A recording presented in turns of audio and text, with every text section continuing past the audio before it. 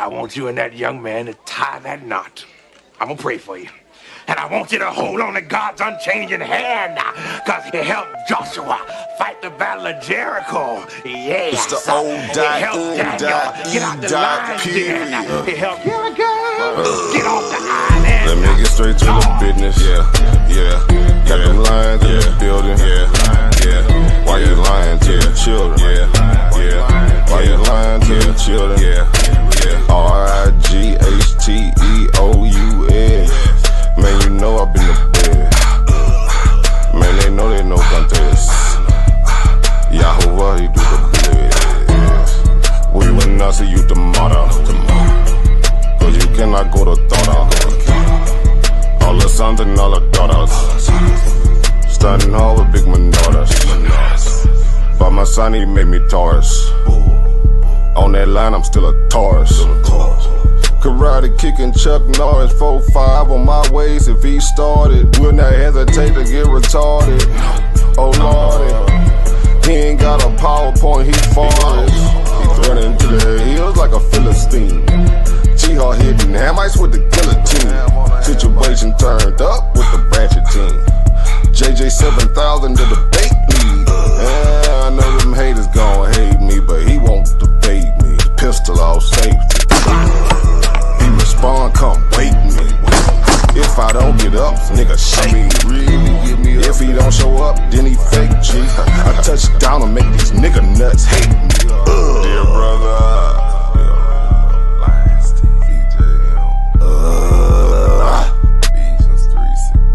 Ballin' and crawling all the way from H-Time. Let me get straight to the business. Man, them lions in the building. Why you lying to them children? Why you lying to them children? You gon' cry, you gon' get it. Me, I'm like a frog, nigga, ribbit. Of course, it's in the spirit. I just got the Porsche, she can steer it.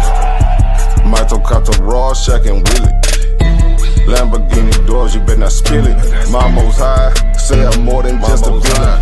Mama's cry, arms open wide for her children. Suicide, immortalized as the realest, yeah.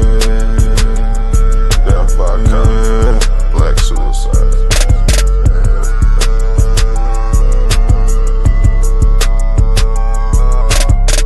Let me get straight to the business. Got them lions in the building. Why you lying to them children? Yeah. Why you lying to them children? Yeah. RIGHTEOUS.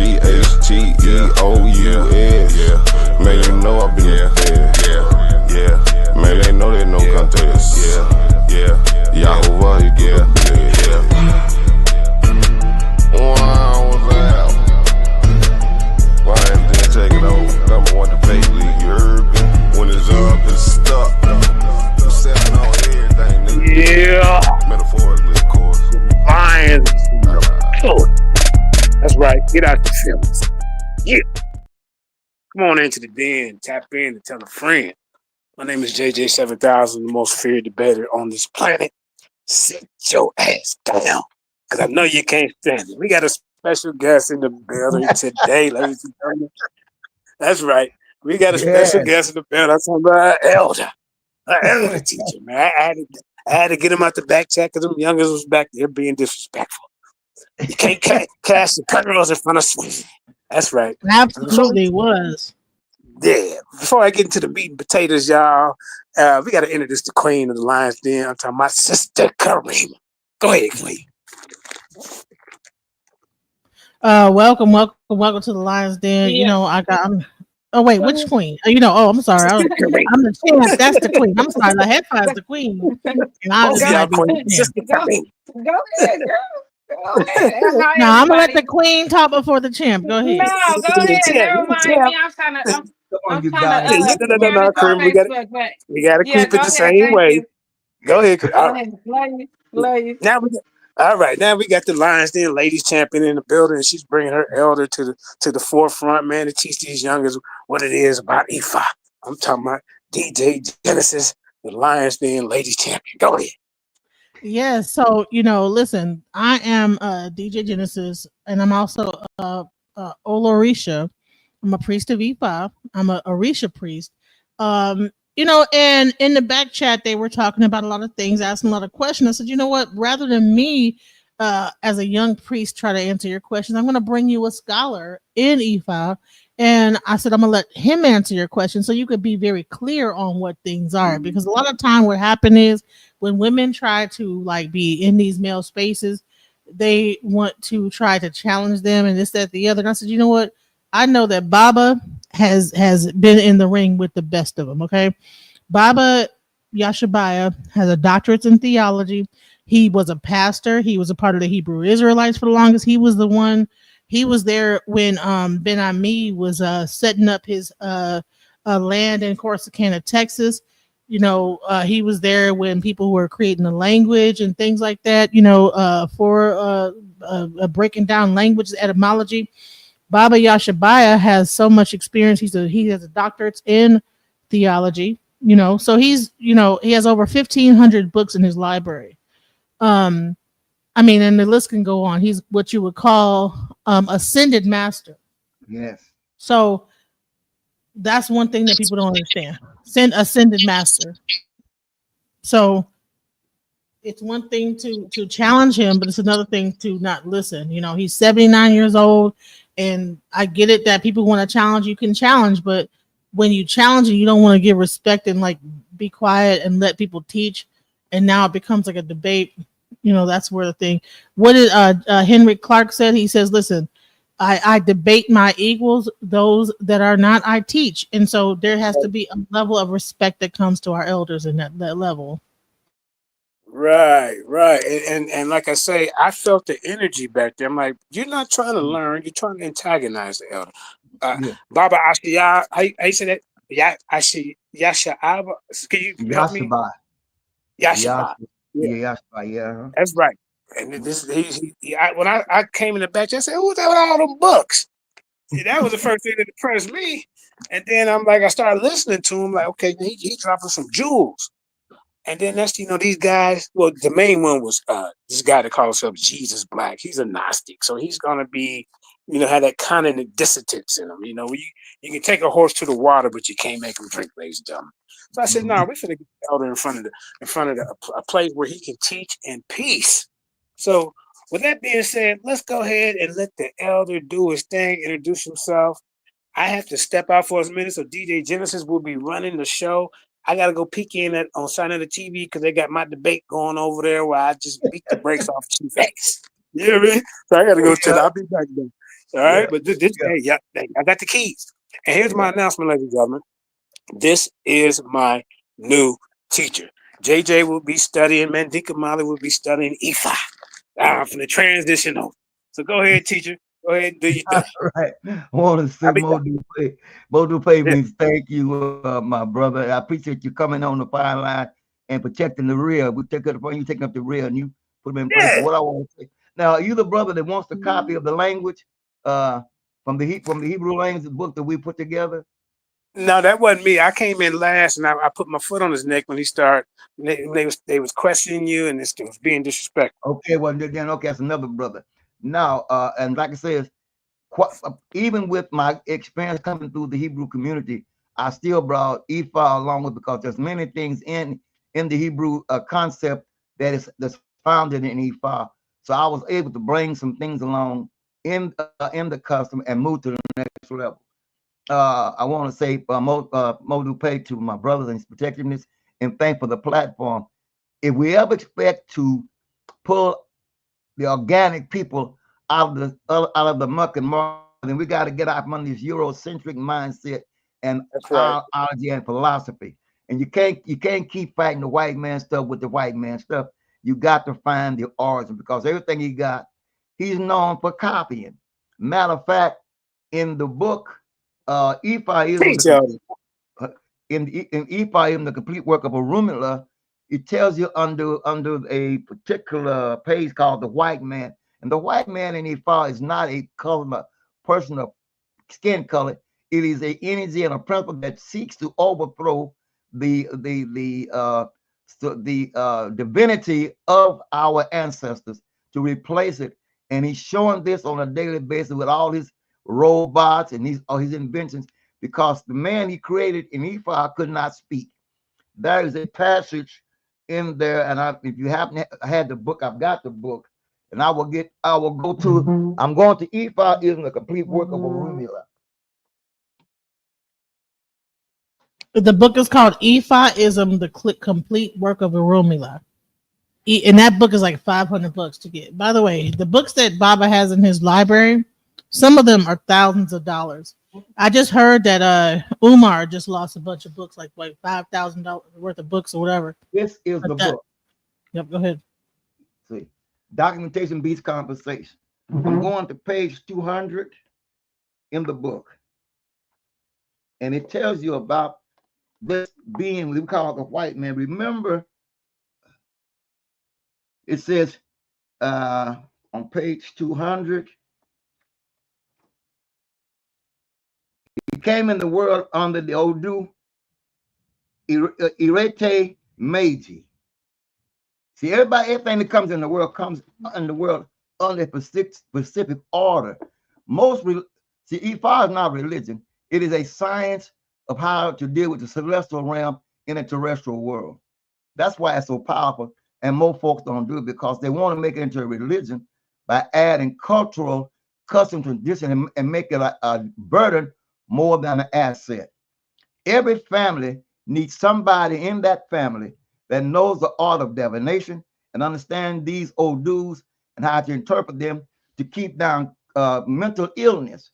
The reason mental illness is so high because we're trying to figure out a spiritual thing in a terrestrial world when your Ori, which is your inner spirit conscience, and your heart is out of balance. No other religion other than Buddhism may tell you about being calm equal with your source, but they don't tell you how to get there. Ifa gives you the formula, the binary code, and the algorithm how to get there. There's a thing called African fractal. It's a known fact that our system of mathematics runs the entire world today. Even your white scholars have testified with their Fulbright scholarships. They learn this particular algorithm or binary code, and they call it African fractal. Sister Monica, could you pull up the African fractal so they can know? We want to teach with signs and symbols and show and tell. That way, there is no guesswork in it. It ain't what I'm thinking. It's that's running the world today. Ifa science runs this world today. So then I'll get to this. Get what's here in this Ifa works of Orunmila. Is the way you can help me out with that, my beloved goddess.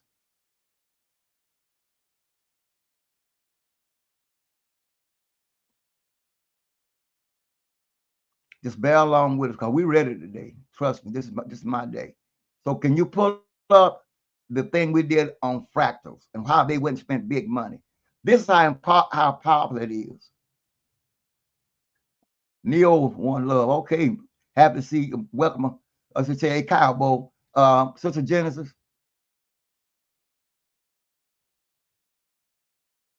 I know she ain't going on vacation.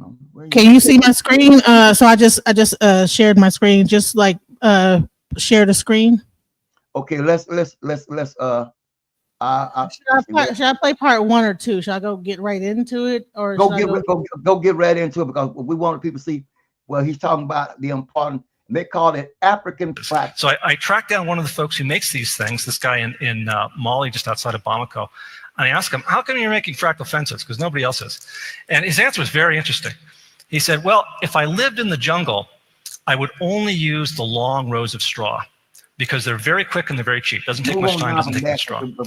He said, the wind and dust goes through pretty easily. Exponent for the relationship between wind speed and height and the wind engineering handbook. So these guys are right on target for a practical use of scaling technology. The most complex example of an algorithmic approach to fractals that I found was actually not in geometry. It was in a symbolic code. And this was Bamana sand divination. And the same divination system is found all over Africa. You can find on the East Coast as well as the West Coast. And often the symbols are very well preserved. So each of these symbols has 4 bits. It's a 4-bit binary word. You draw these lines in the sand randomly. And then you count off, and if it's an odd number, you put down 1 stroke, and if it's an even number, you put down 2 stroke.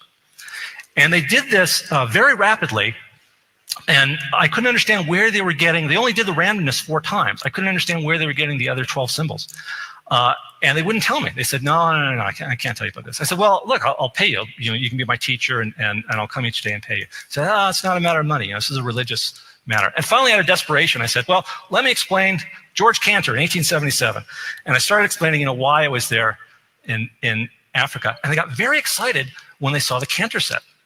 And one of them said, come here, I think I can help you out here. And so he took me through the initiation ritual for a Bamana priest. And of course, I was only interested in the math. So the whole time he kept shaking his head going, I didn't learn it this way. But I had to sleep with a kola nut next to my bed, buried in sand, and give 7 coins to 7 lepers, and so on. And finally, he revealed the truth of the matter. And it turns out it's a... But hold on, before we go into that, what was happening here was he got initiated into Babaluaye. Babaluaye is the deity of leprosy and like illness and sickness, right? Right. That is the Orisha that owns his head. So that's why he was given like the thing to give something to 7 lepers and this, that, the other. So he's just very dismissive about what his task was to do with the initiation. Like he had to do this and then put a thing over here or whatever, big deal, no big, Now this is a TED talk. I'm not sure if anybody knows what TED is. TED is a very well-known platform where this interview right here got over 1 million views. And he has a book, Ron English has a book called African Fractals, where he's going into Africa talking about the communities and how they shape their communities based on like a fractal, which is like pretty much like a thing that starts small, then grows, but also has like the same format as you go out. And this is what his thing is about. And so he got $1 million. What was it? Carnegie Fulbright. He got a $7 million Fulbright scholarship to go into Africa and study African fractals. And in his study, then he also discovered divination. So as he was there, just discovering how the communities were built, he ended up seeing a Babalawo who did the divination system for him. And then he saw that there was a binary code within the system and then began to research further. So that's the context given there. So let's go. Pseudo-random number generator. They're using deterministic chaos. When you have a 4-bit symbol, you then put it together with another one sideways. So even plus odd gives you odd. Odd plus even gives you odd. Even plus even gives you even. Odd plus odd gives you even. Let's go. Go ahead. Yeah, I want you to pause because that particular to the right, you see that those 2 marks and the double marks at the bottom. On the other side, you got a mark. Those are called odus in the language. And that tells a whole story when that falls on either on the opele or chain, even with the shells. That gives out a patch key or story how to deal with the question that you asked or the situation. Sister Monica, the first one to your left, which one is that? The 2121. The Odu of 2121? Yes, Odu 2121. Because this is a language as well, people. It ain't just some lines. It's a communication. So what is that particular one there? So I'm going to show it to you. So, all right. So can you guys see my screen? Yeah, there you go. Bring it up. All right. So 2 1. That is Ofun Meiji. Ofun Meiji. And what does Ofun Meiji tell us? Usually that means like, birth, rebirth. Yeah. So what? Now you can go into the system and pull it up, but that's Ofun Meiji. And then there's another one that you go back to and pick them, and this is what you call a combination. So we got a combination, and the next one is 1 2 2 1. So these are two. This is a combination. All right. So 1 2 2 1 is Oshe Meiji. So Ofun Oshe Meiji, and that will give us a whole layout how to deal with that particular individual. Interpretation, go on down.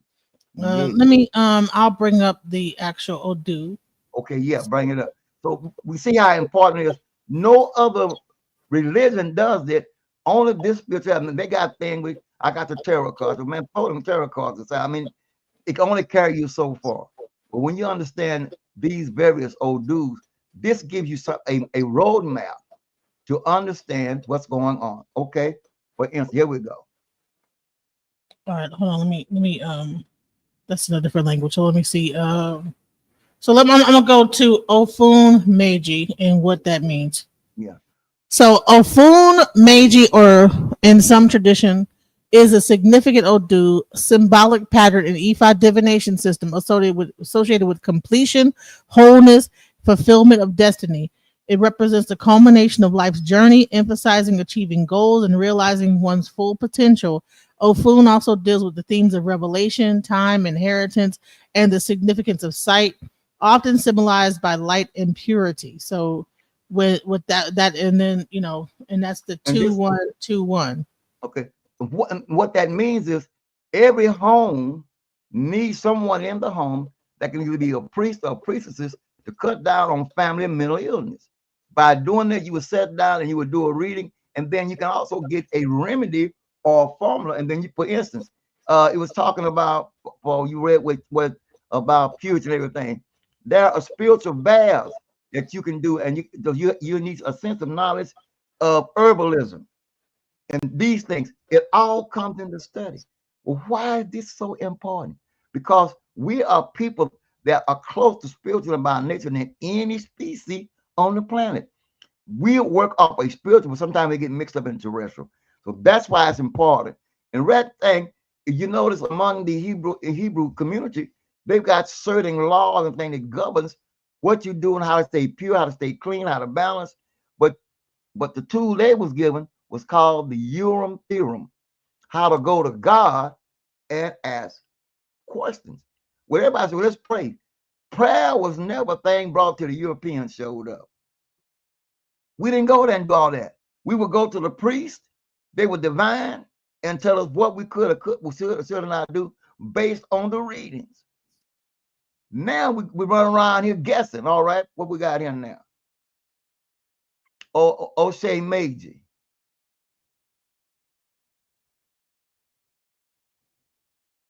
So what he was telling us in that in Africa, for the sake of conversation, that we had an ancient system that was able to help us in our family structures and growth. Our all-time list what I'll look at Amistar, and CK was the one that really popped my ears. When CK was talking to John Adams, and they asked him about the Mendi tribe. He said, when the Mendi is in trouble, we would go to before time and invoke, not in particular, but invoke our ancestors into us. Well, in Ifa, it says that the Orishas live within us. Our ancestors live within us. We all time build memorials to our ancestors, but the actual power is that you are a walking, living shrine and manifestation of the ancient people before time, not just 500. We're talking about 2.5 billion years ago. So O'Shea Meiji in Ifa tradition, what that deals with is it's associated with transformation, the appointment of rituals, and realizing potential. O'Shea Meiji also expresses themes of femininity, the experience of being a victim, and exercise of revenge. The detailed, transformation and ritual. So what happens is that when a certain Odu gets cast, you are told what's going, the stories behind it, and then you are told what you do to fix the situation. So it's not like a tarot reading where you're just told, oh yeah, something's coming up. No, you get told what's going on, and then you get told, okay, this is how you're either doing good in this situation, or you're balanced in a situation. So if O'Shea Meiji were to come up, right, transformation, importance of rituals, realizing potential, femininity, being a victim, right? Either you're balanced or you're imbalanced in that. If you're balanced, you do a ritual to continue the balance. if you're in balance, you do a ritual to get bring the back in balance. balance. So And, that's and the pretty other much thing about it is that no matter what comes in this world, we call good or bad, it has to come in the world under a particular Odu. And in that Odu, it tells you how to address that thing. That's the power that you have. That's why Baba Karate says, if I can mend a broken world, because it knows how to mend a broken world by understanding what came in the world, under what sign. And even in the Bible, it says you were born with an angel, a guardian angel.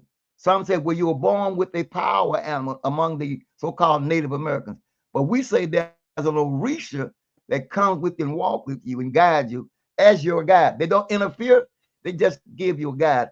And a lot of times it's that still small voice or that unction that comes. And if you can check it with the, I told everybody needs to understand a divination system, whether it be Pokara shells, Marine de Lagoons, or Opele, or Ikim.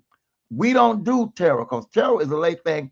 And the origin of it is not what we're dealing. We're dealing with elevation. If I'm going too fast, tell Baba to slow down. I'm trying to go somewhere with this. Why it's important to understand religion has its place, spirituality has its growth.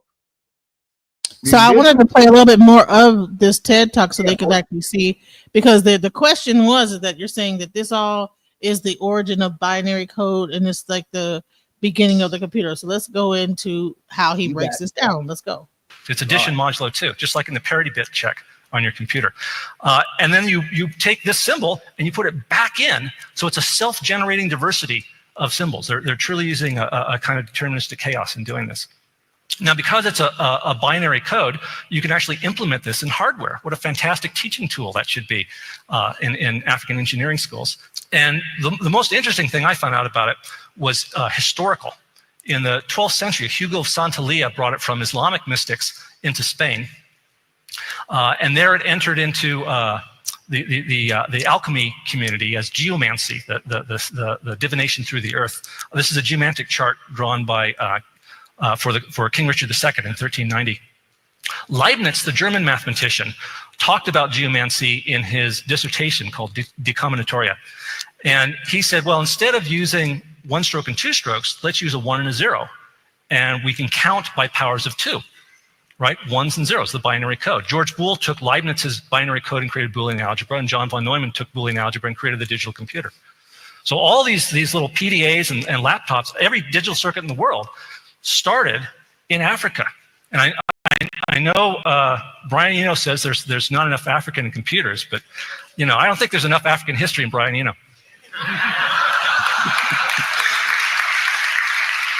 So let me end with just a few words about applications that we've found for this. And you can go to our website. The applets are all free. They just run in the browser.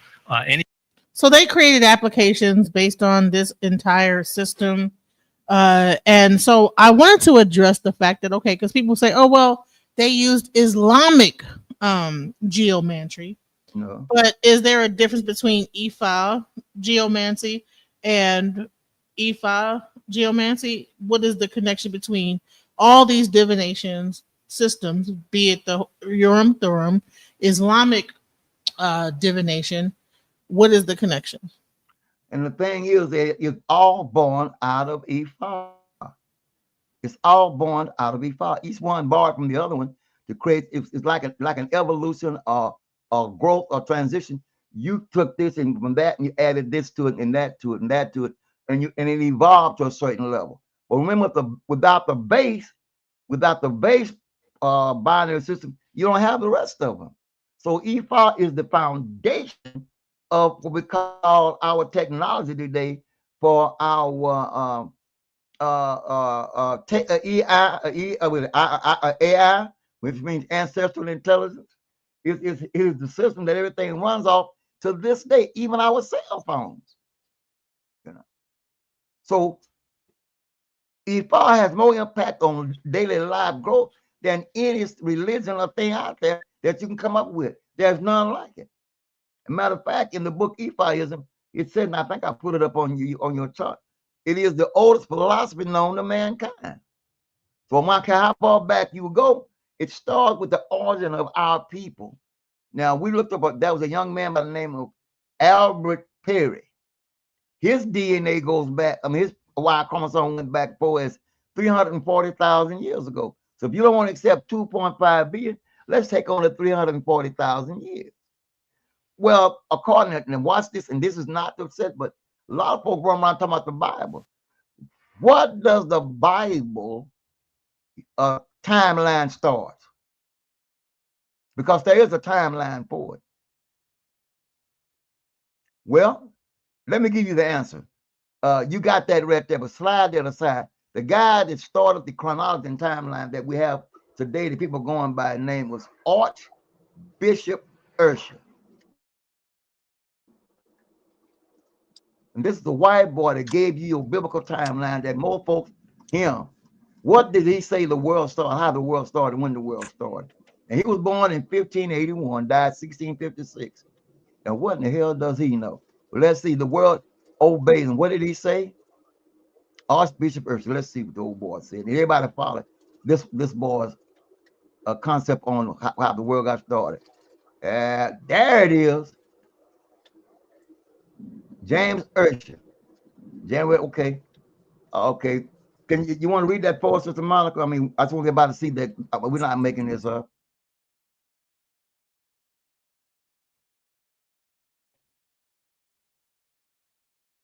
Church of Ireland Archbishop, etc. between 1625 and 1650. He was a prolific Irish scholar, a church leader who today is famous for his identification of the genius letters of the church, Father Ignatius of Antioch, and for his chronology that sought to establish the time and date of creation as the entrance of the night preceding the 23rd day of October, the year before Christ, 4004 BC, around 6 p.m. on the 22nd of October, 4004 BC. So he's saying that the world started on October the 23rd or 22nd around 4 BC. Now here's a man's Y chromosome. That's 4004 BC. Now in BC, you count down. AD, you count up. We got a man's Y chromosome goes back 340,000 years. How many years between 340,000 years and 4004 BC? How many years is that? Remember, this man is the father of all men. His is 340,000 years. So why do I look at Adam and Eve when we got folks older than Adam and Eve people? Why do I look into Kemet when we got people that's older than Kemet? Boy, that was even thing called a Kemet. No attack, just facts. And you got fossils and things that already tell you this thing. Well, the thing about it, the Bible starts off, Genesis starts off with the creation of the earth. So whenever the earth was created would be when Genesis started. So even if you're saying, the earth started billions of years ago or whatever, that's when the story of Genesis starts. Well, let's just see. Who wrote the book of Genesis? It don't matter who wrote it. Yes, it has to. Because the chronology, the author of the chronology of it had to write in order for us to get a data timeline. You can't negate, when it comes to it, you cannot negate time. Time is a part of the create process. The book says, and the evening and morning was the first day. So that it's a time involved in there. How are you going to dismiss when in the book in Genesis says so it starts on the first day? Huh? So yeah, so right there it tells you that it starts on the first day. What evening and what morning was the first day? The first day of planet Earth. Huh? The first day of planet Earth. Planet Earth. And what day was that? What day one. Day was that Monday, Tuesday, Wednesday? There was no Monday, Tuesday. I mean, if you want to go with your European ideology, it said day one. It was the first day. Okay, then what would be day one? Called a BC before. So how do you have a day one? If you pull up the Bible doesn't tell you how many years the earth was here. Why shouldn't it tell us? Why, if we're going to count on it and it to be our authority on life, Why wouldn't it tell? What it tells us all the other books. It tells about when who wrote it, when. It has a timeline on it.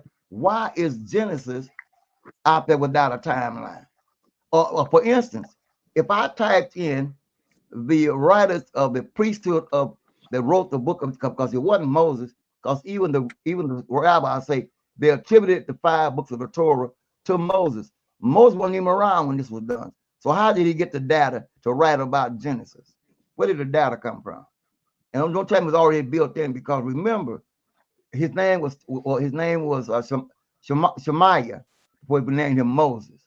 So the book of Genesis, The way the data came from, the Most High. The Most and who High, is the Most High? And who is the Most High? Yahweh. Yahweh. Now, how many gods was in existence while Yahweh is on the planet?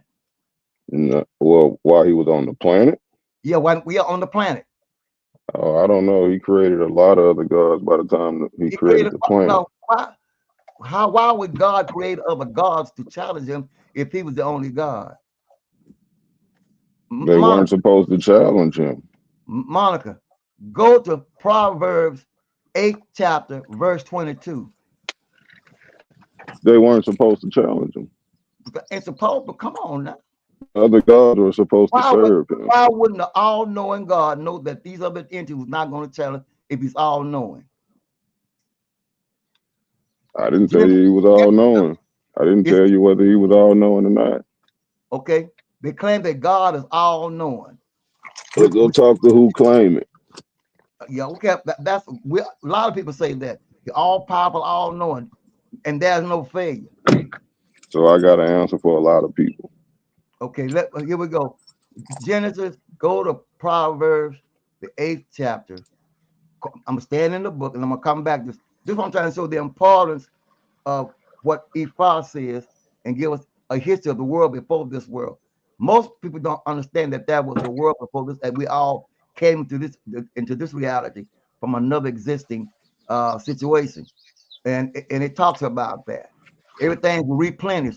How can a thing replenish if it never existed? And replenish the earth and multiply. So it must have been something before that in order for us to replenish. So it says, the Lord brought me forth as the first of his works. You may be reading from the NIV. Give me the KJV. That's the NIV. Can you give me the KJV? So everybody used to the International Version. That's the worst translation out there. So let's go back to the KJV. Now, I'm not trying to be no smart ass anything. I'm only going by what we learned through the years. It's my study in the priesthood, in the church, and when I came into the understanding that we are spiritual beings in a terrestrial world. So to understand the importance of knowing who I am and what I am depends on my future and my participation and my gift to the world. So here it says, and this is wisdom. If you go to was it 8:1? It says wisdom speaking. So wisdom is one that's speaking here. And the Lord possessed me in the beginning of his way before his works of old. I was set up from everlasting, but from the beginning, or ever the earth was. Stop. So when this happened, there was no earth. When there was no depth, I was brought forth. When there was no fountain abound with water, before the mountain was ever settled. These are things that happened before this thing we call the world when the day started. That was already in preparation. Before he prepared the heavens, I was there. And when he set up, it comes on the face of the deep. Next verse. When he established the clouds above, and when the strength of the fountain was deep, when he gave the sea its decree, that the water should not pass its command, when he appointed the foundation of the earth. That's your directions. Now, then I was by him as one brought up with him. We're not the same. So who's this other entity there that's with the creator when it's all going on? And I was daily his delight, rejoicing always before him, rejoicing in the habitation part of the earth, and my delight was in the sons of men. That's what the scripture says. Now, what can we deduct, analyze from that statement? That means there was something else with God, or what Allahim or Elohim, that he was not there by himself. And you say the world started in the world. This thing had already it existed before, because it says and replenished the earth, which means it had a beginning before we got where we are now. So what happened to that world? But I just told you that the Bible says that the Most High created these beings, the It does. other deities, Does the it other say deities. that? Okay, could you give me Can, the can scripture? I can I can I can I finish? Sure.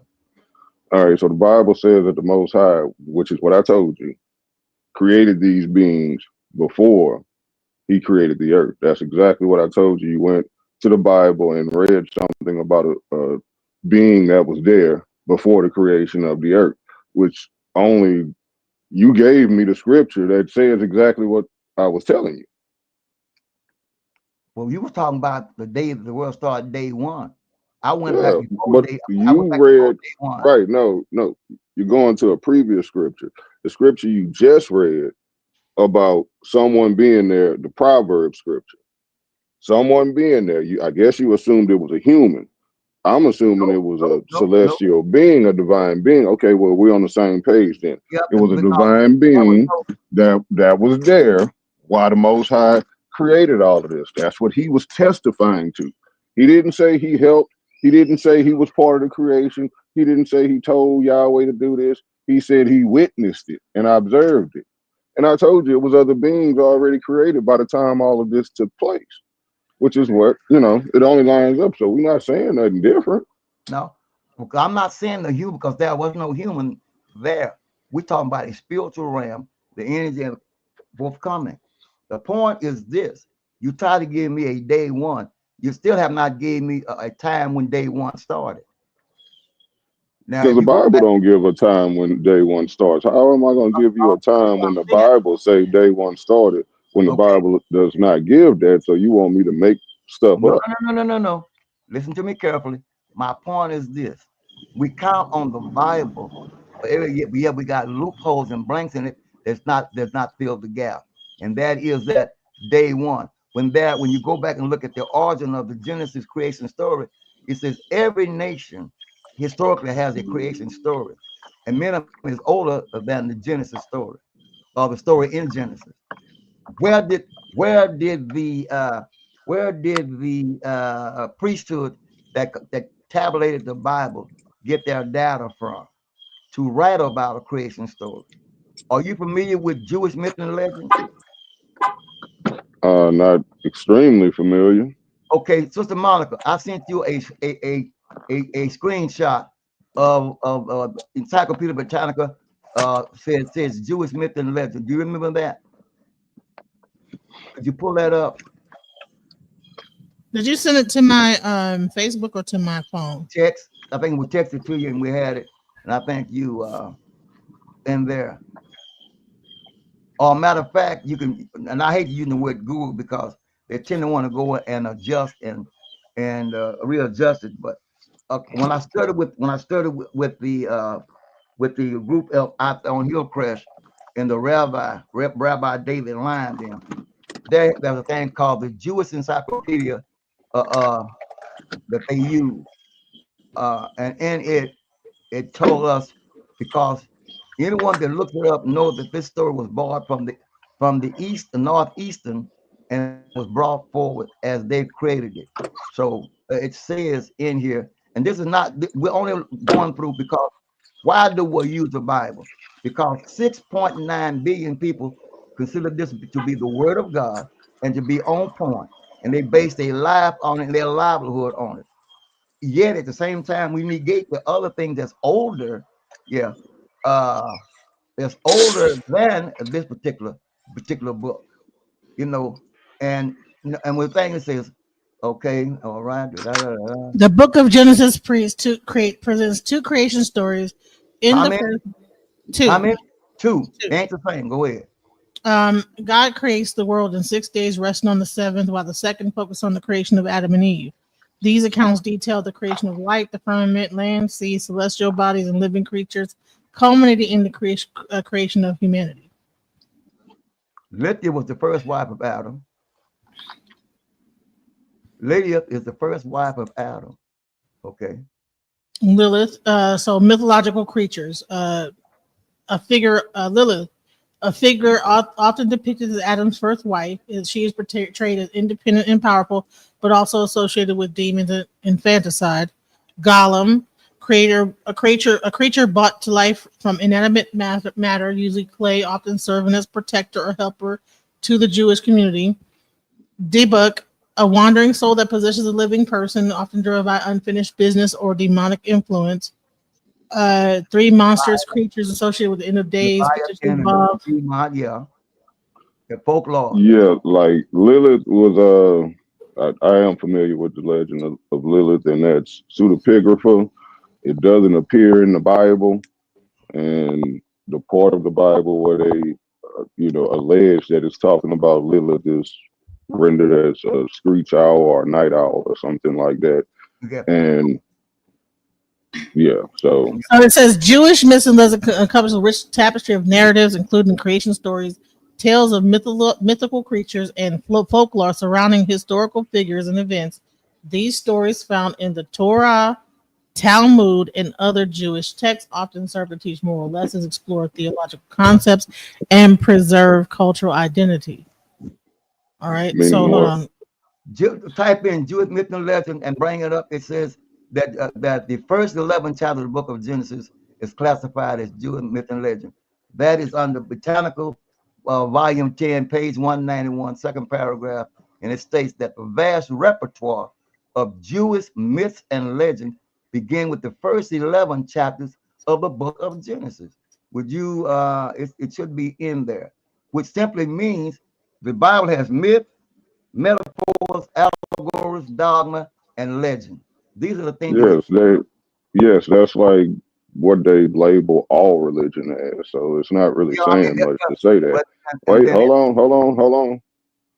I mean, I just, I give respect when people talk, and with all due respect. So what I'm saying is that every religion, including IFA, everything you told me about IFA earlier before we got on here, that would have been called IFA myth and legend.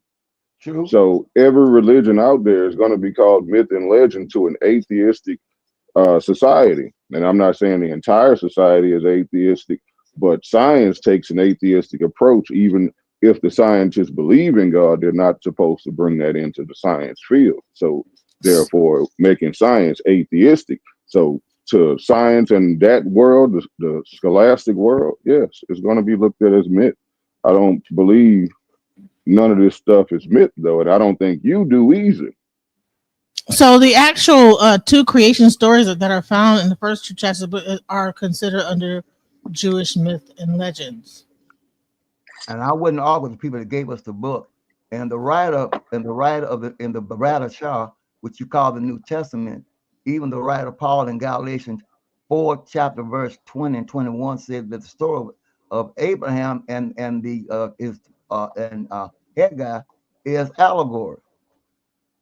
So would you argue with them same writers when they say that Ephah, Orishas are myth, pure myth? I would not argue with anyone about that. I would ask you and the data, because even our life itself that we're living today is a myth. Okay, and I would also say this. Let me also say this: is that Ephah does not refer to its myth and these stories as like to be 100% truth, but a thing to explain a situation to allow people to understand what's going on in their life. You can't read Ephah from front to back. You go to a priest divines for you, and based on that, a story is told, and that story identifies with something within your life. And so that myth in that story is not like necessarily like considered to be like it's like that this is what really happened, but the story is to tell. All right, so how did the earth get created according to the Ephah traditions, or do it not tell that? Yes, it does. And I think that it does right, tell them. Hold on. I'm talking to Bible. I'm talking about. But I do want to say this real quick, because I just made a statement that even in the Odu Ephah, that even it might tell a story, it is not considered to be a 100% fact about this exactly what happened. It's a parable meant to make a point, about the certain thing. You understand what I'm saying? So there's Oh, your stories creation about the story is king. a lie. I get it. No, Okay, so the you want create. us No, to that's believe a not what I'm lie. You saying. want us. All right. No, So, Baba, can you tell us this right. EFI No, they don't like to creation hear from story? women. No, it's not that. Is you going on about something else? And No, I'm not yeah, going on like about her. you I'm just going on telling me about it's a exactly. lie. No, It's a no, I'm not lie. saying no. That's You what you saying it's did. a lie. You're saying No, it's a I'm lie not. that What I'm saying, no, EFI you. admits it's a No, lie. excuse And me. I Let's don't think not do anyone in Africa, would consider this shit a lie. It's y'all niggas in America that want to take African tradition and telling people it's a fucking lie. They don't believe that, and they wouldn't like you Listen, saying that I shit. think that they understand that these are patakees. That's what they No, have. the They have fuck they don't. That's why they have a name for it called pataki. These are stories meant to illustrate a point. Just like they have parables in English, pataki, parable. So bottom line is these stories are meant to illustrate a point or to tell a story about something to teach a lesson. That is the So it's difference a myth. between. So it's a myth. Are Let they me rooted in facts? Is there any facts or historical to It's a or like lie. to She back just said that? they're a lie. She said it's a lie. She said it's not supposed to be true. If it ain't true, I it's a never lie, said it was right, a sister? lie, but I said they were considered to be patakees, just like a parable. No, before that you said they're never considered No, EFI don't consider them to be true. You said that. They're not like the what I Bible said is claims that this stuff to be true. EFI don't claim this stuff to be true. So you telling us it's a fucking lie. If it's not true, no, it's a lie. that is not exactly what Either it's what the I truth said. or it's a lie. That is what you said. I mean, it's No, recorded this time. The that is back not what chat I said, and it is conversations aren't recorded. You know, it recorded. is recorded. It's It's on my recorded. channel and on this channel. Okay. So I'm Oh, so streaming you can't delete it. dually on both channels. Hold So on, I'm not gonna hold delete on. any. peace, peace Yeah, now. Peace, hold on. family. Hold on. Let the brother gain the floor back to explain.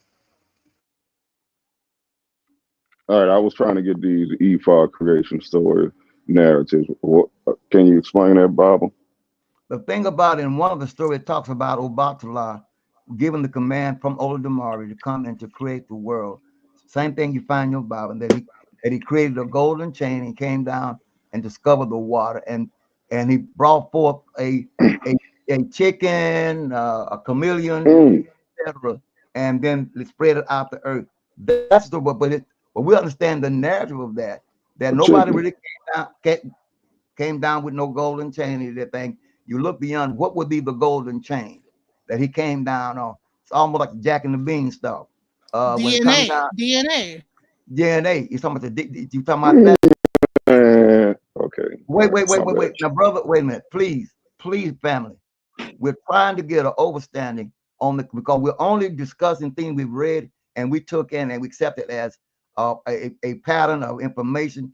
But the whole overall thing that I look at is how has this that we've learned elevated us out of our situation to a higher understanding of who we are and what we are in this diaspora. That's my point. I don't care if it's the Hebrew Israelite, Jack Rabbit, Duke Rabbit, whatever you studying, has it elevated your life to a place of peace of mind and bound between your celestial world and Yes, the terrestrial world. And if that's absolutely. it, and if that's it, there's there is no discussion. You All already right. said. You already All said. right. All right. There's So no let me debate. ask you this.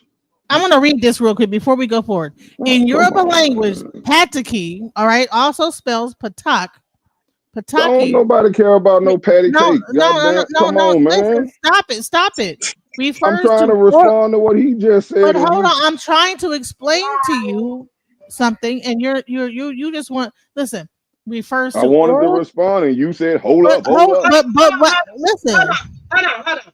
This is her show and his show. So if No, she want to no, break something down, Karima, it's not let like her that. break. It's not. Wait, Karima, it's not like that for real. It's not. Okay, but if she want to break something down, let her So break it they're down. Don't leave having me. this show. They're having this show because she invited me on here. They didn't just automatically. This no, was a last and we minute show. invited I was Baba. on the call. Man, all right, well No, I'm out.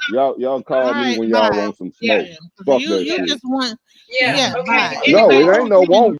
no, Bye. continue. Just go continue because, like I said, So In you Yoruba did you did language, so you so telling me hold on. I'm Here's the fucking thing. lying right No, now? no. You When telling me I'm I fucking listen, I explained to you what no, a hold pataki. on, sister. Yes, ma'am. Just present your information. Stop trying to go back and forth with him, because clearly it's already getting off to a wrong start between y'all two. So just explain your information, okay? And then let the brother explain his information. Ain't nobody up here gonna cut nobody off the information, because I'm watching and I'm pretty sure other people watching and trying to hear it. Ain't nobody gonna dictate what somebody gonna bring out and what they gonna be able to explain. Especially when these two is the persons that came at me. I don't know nothing about anything else. So I'm not gonna sit there and not defend the person that came at me for this opening. So continue. So as it says, right, in Yoruba language, pataki, also spelled pataki, because he said, so your creation story is not considered to be fact. Well, what I'm trying to explain is to him is that we understood that these were stories meant to illustrate a point. We never felt like this is that this thing came down onto a chain and went down, and some chickens was plucking on the earth and blah blah blah blah blah. We were smart enough to know that these were stories to illustrate a point. So in Yoruba language, pataki, also spells pataki, refers to oral narratives, particularly those of Lukumi faith, Ifa, Santeria stories. These narratives are similar to parables in Christianity and are used to teach moral lessons. So we know we weren't stupid enough to think that the person came down onto a chain. So he asked, right? He says, listen, so what is your creation story? It's like, so I had to interrupt and say, well, hold on, because they're going to say, oh, the creation story, it says this, that, the other. Well, that sounds ridiculous. Well, we understood that it sounded, but that's not the point. We knew that this stuff was about a myth. We knew that it was about a story, because these things are sang. The patakis are songs, okay? Whenever you hear a pataki, the Babalawo sings it in a song format to tell a story of something that happened. And then when they do the divination for the individual person, that person identifies with an aspect of that story, and that might be the story, because it'll be several different things underneath that pattern that says, okay, well, this is the thing I'm going through right here. This is it. And then from there they say, okay, well, that's it. All right, well, this is what you need to do. You know, so I think Neo wanted to hear from Baba though. I think he wanted to ask Baba questions. But the thing is that he wanted to go down a series of questions, and he wants to debate. Neil wanted to debate, and I'm not going to do that, because he don't want to go and look. Hold on. I was called. Let me explain to everybody. I was called because, for the simple fact, I was told that this brother was getting interrupted on whatever panel that y'all was on, and he needs to present his information, because you opened the panel for him and the sister. All this other stuff I don't know nothing about. So I want him to present his information. After he presents his information, then y'all can question the information that's presented. All these asking questions in between him trying to present information is dead. Okay. Yes, ma'am. I appreciate Yeah. Well, I think when talking with the brother earlier, the purpose was to set this up so we come on and tell them, I'm trying to show the importance of IFA in today's world, and why it can be used to help benefit our life, both economically, socially, and in our family. Because right now we're in a time now of a metamorphosis where you're finding more mental illness, and people are doing things because they have no real source to go to try to find answers. A lot of people are leaving the world of religion, organized religion, and they're in search of something that they can count on. That's definitely want to bring it. Count on that they can count on to help them to make it through. Take it out of the group and go into individual, because it's about the elevation of the individual. So we're going to come on today and show them why, first and foremost, that every family at this stage in time needs somebody in that family that understands the concept of divination, how to communicate with our ancestors to get answers.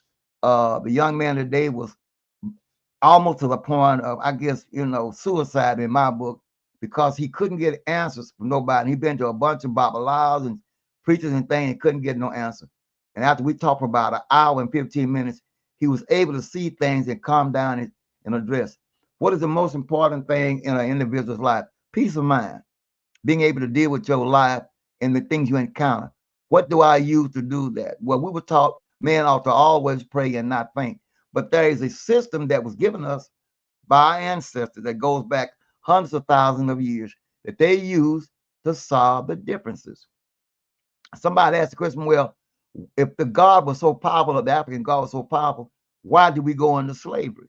Well, then you have to ask the white family, why did they God let them go into slavery? Because there's a book was written by Michael Huffman II, said they were white and they were slaves. So slavery wasn't only among our people, it was among the Irish and the Celtic people as well. And every nation have gone through a era of what they call servitude or slavery, and they all had gods. You know, some said, well, because of our disobedience. Disobedience? What did we do? You know, and that's why we have to find out when you're talking about the word slave, it comes the word Slav, and that deals with a people that's in servitude. It's not a culture, it's a situation or a time that you go through, and in it, a lot of people evolve. A lot of, you know, so to me, from life experience, I've been through most of the mainline religions. I went to the school to study theology, which means theology means the study of Greek gods, where theme is a Greek god. And then I went into divinity school to understand spirituality. And this is why I came to love IFA, because I've seen many similarities in most so-called man-structured religion that had to have a taste of this in it to give some validity to it. So when in doing so, it taught me how to deal with my family and family problems. My children know what when something go wrong, let's go to dad and see what dad can do and let him contact the ancestors. Because there was a system that they created, a binary system, an algorithm that we could communicate with our ancestors on the other side. You know, and that I found it to be the system of Ifa. I'm not saying right or wrong. All I say, it works for me, and those that I've taught these 50 odd years, it has worked for them. And those that come in contact with it that I've taught has worked for them. And the whole key now is learning how to deal with your daily situation where it requires a choice of right or wrong, or should I not? Where do I get my answer? Well, a person of religion said, well, I will pray and ask for God for the answer. But how you know that when you pray that you get the answer? You need a right now answer. So I'll go back and tell them the story of David and how he used the ephod or the Urim theorem to give answers the same way that the God of the Hebrews gave them the tool. He could have told them go to the priest and pray, but every deity have told their folks. Some use Sanskrit, some use Urim theorem, some use different techniques to get there, but it's always a way to communicate with the other side. And that's what I say to E5. And when you look up the history of it, our ancestors always had a system in place to communicate with our ancestors, be it through medium, be it through oracles. You know, we always had a way to reach and talk, even though we was told not to, but everybody do it. You know, even in Christianity, you pray to a man, to a deity that's hung on a cross. You say that this man going to save you. You got one to go to the Kaaba and they pray to a black stone. You got everybody have something they go to. So why not be able to go to somebody in the family that has spiritual knowledge? I'm 79 years old. Many back in the 60s and 70s, there was a group called spiritualists. They wore a lot of white, and they was called fortune tellers and this and that. But they was permanent in our community, and they would always be able to help you with your spiritual journey of your physical need. Same thing in the movie Sinners. Everything I've ever seen that where they brought in somebody had to have a divine connection to that. Even in Predator, you had to have somebody had to be able to divine with the bones, the shells, or whatever to communicate with the other side. Just praying, your words was not, because in order for your prayer, you have to reach a certain qualification to get through that veil, to get through that vortex, through that portal to communicate with the other side. Here, Ifa teaches us a method that's instant, right now, get the job done. You know, it even tells you, and in the book, Ifa in the complete work of Orunmila, it tells you in the introduction about this thing, the philosophy, the facade, how it was hid, and for long it was an oral tradition, and it has its myth and full things. But in the myth, it explains you life lessons and how to deal with it. If I talk too fast, please forgive me. But most folks just trying to challenge a question with a question, and until you've had life experiences, do we run into. And I appreciate my brother who wanted me to come on and talk about IFA. So to me, one of the most important thing in the Black family today, with all the chaos and confusion in our children, we need a system that we can go to and contact and work with our ancestors. Among the Hispanic, they got a day called the Day of the Dead. They celebrate and they go out there. We got a day we call Black History Month in February, but we should be able to do this on a daily basis when we got problems. Is there any questions so far? I also wanted to to show IFA as a database, to break down the mathematics. So let's go in here. IFA divination is a complex system of divination originating from the Yoruba people of Nigeria, a widely practiced throughout the African diaspora. It involves a diviner known as a Babalawo who interprets a literary corpus of verses and mathematical formulas to guide individuals or groups in making important decisions. IFA is not based on spirit mediumship. That's the biggest thing I want people to know, because people will say, I want to go into that, but rather a structured system of signs and interpretation. Let's go into that, because people will think that you are communicating with a spirit or some kind of ancestor, but no, it's a number comes out, the story comes out, you tell the story lines up. So look, can we go into that? I'll be right back. And I just wanted to really make that plain, is that it's not a matter of that the spirit is telling me this, the spirit's telling me that. When you go to a Babalawo, there's no spirit telling the Babalawo anything. What's happening is as you can see right here, what I was showing here, when I was showing the Odu. Okay, first let me go back. Let me go into the actual database of numbers. But let me just show this. Hold on. The 256. So there's 16 minor Odu, or major Odu, and 256 minor Odu, right? And actually, when you thought about computers when they first started out, you had 256 megabytes and stuff like that. So this was the computer of the ancient times. There was no computer. There was no search engines. The Babalawo was the search engine. Before you had AI, you would go to the Babalawo, ask the Babalawo a question. The Babalawo would come with a number. That number associates with a Pataki, a story. So let me go into the actual, let me just name a few of the Odus so you could get an idea. Let me go. I had the Odus. Let's go into the Odus. So this is not so here are just an idea of some of the parables. So Agbe, the supporter, is the manifestation of pure light, is the expansion of light from source outward in practical terms. So Agbe is the first Odu. So this is how things come into existence, right? It is movement without opposition or open road. Okay. Agbe, as an expression of spiritual growth, represents perfect alignment with destiny. Ifa teaches that every person chooses a destiny before returning to earth in the cycle of reincarnation. Atumwa, Ifa teaches that if a person lives in harmony with their destiny, nature will provide a blessing of long life, abundance, and family. Failure to live in harmony with destiny generates illness, poverty, and isolation.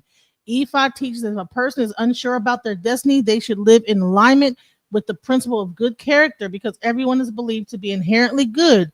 When a person is in perfect alignment with their destiny, the most imminent problem is possibly of moving out of alignment. When Agbe appears, it brings an admonition to remain vigilant in the process of manifesting good character.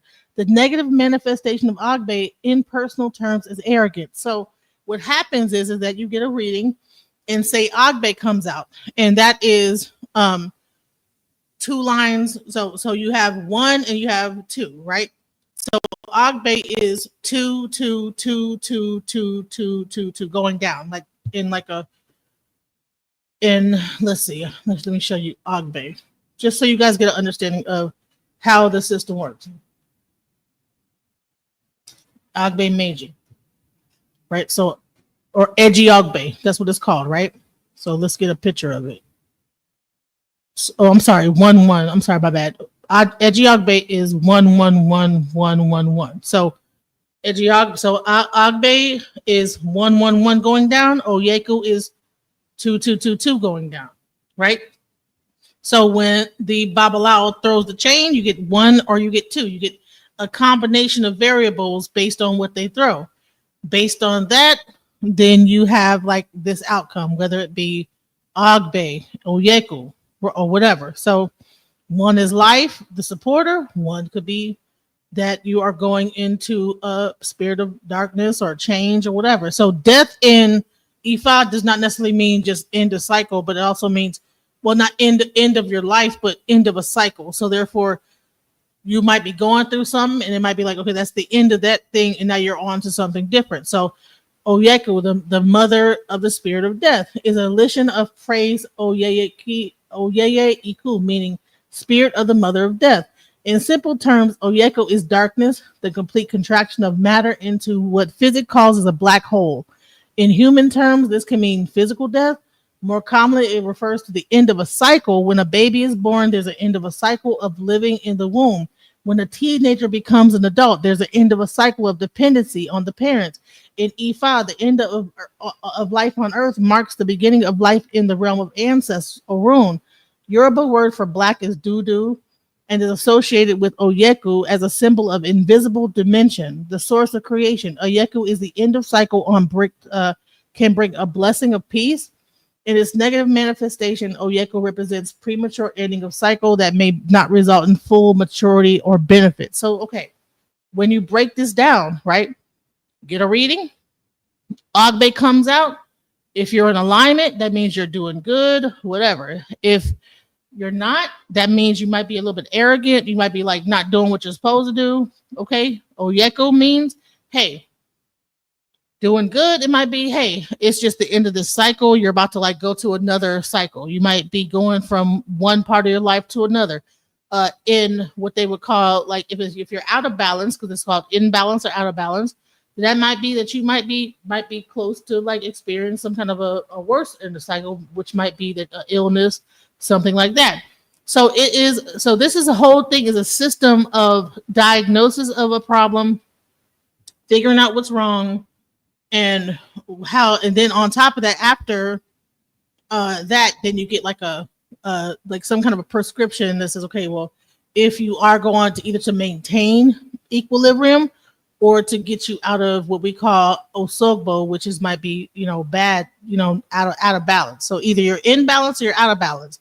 So that is exactly what Ifa is. It's you cannot like think in your mind of Ifa the same way you think of Christianity or any like Abrahamic faith. This, go ahead, yeah. I'm just opening straight, and that's where we come into conflict with things, because they want to make it like any other religion, when Ifa is not a religion. It's a way of life and a spiritual elevation to help us to overstand our journey in this realm, to make our journey more in alignment with purpose and destiny. And that's what's wrong with a lot of folks today. And why I came to it, my testimony, when I left the mainline religion, and as a pastor, and I want y'all to know I was doing pretty good financially, you understand? But when I gave that up for spiritual enrichment, I learned a lot of things about life and how to pursue certain things. And then I learned how to do this thing called divination. Though a lot of things said it ain't, I kept finding it. When I studied with the Muslim, they call a thing called Sanskrit. Their divination is called Sanskrit. Then one group, they had this, they had that. But it all comes down to thing, being able to communicate with the source to get answers. So after being in it some 50 plus years now, and I'm still doing it, my children understand it. Now, all my children do not follow the practice. When they got problems, they call on dad. I am the priest of the family. Right now, I've got my baby boy and my one of my oldest grandsons is in the process of studying the art, because when my time comes to transition, someone has got to be in the family, one of the males or females, that when the family is having problems, they can go through and we can give them the formula and the remedy. And as Sister Monica was saying, and a lot of folks don't realize that it's a lot of parables and things or keys in the Bible. And I use it because why the Bible? Because that is one of the most popular books in society today. And it's most read but less understood.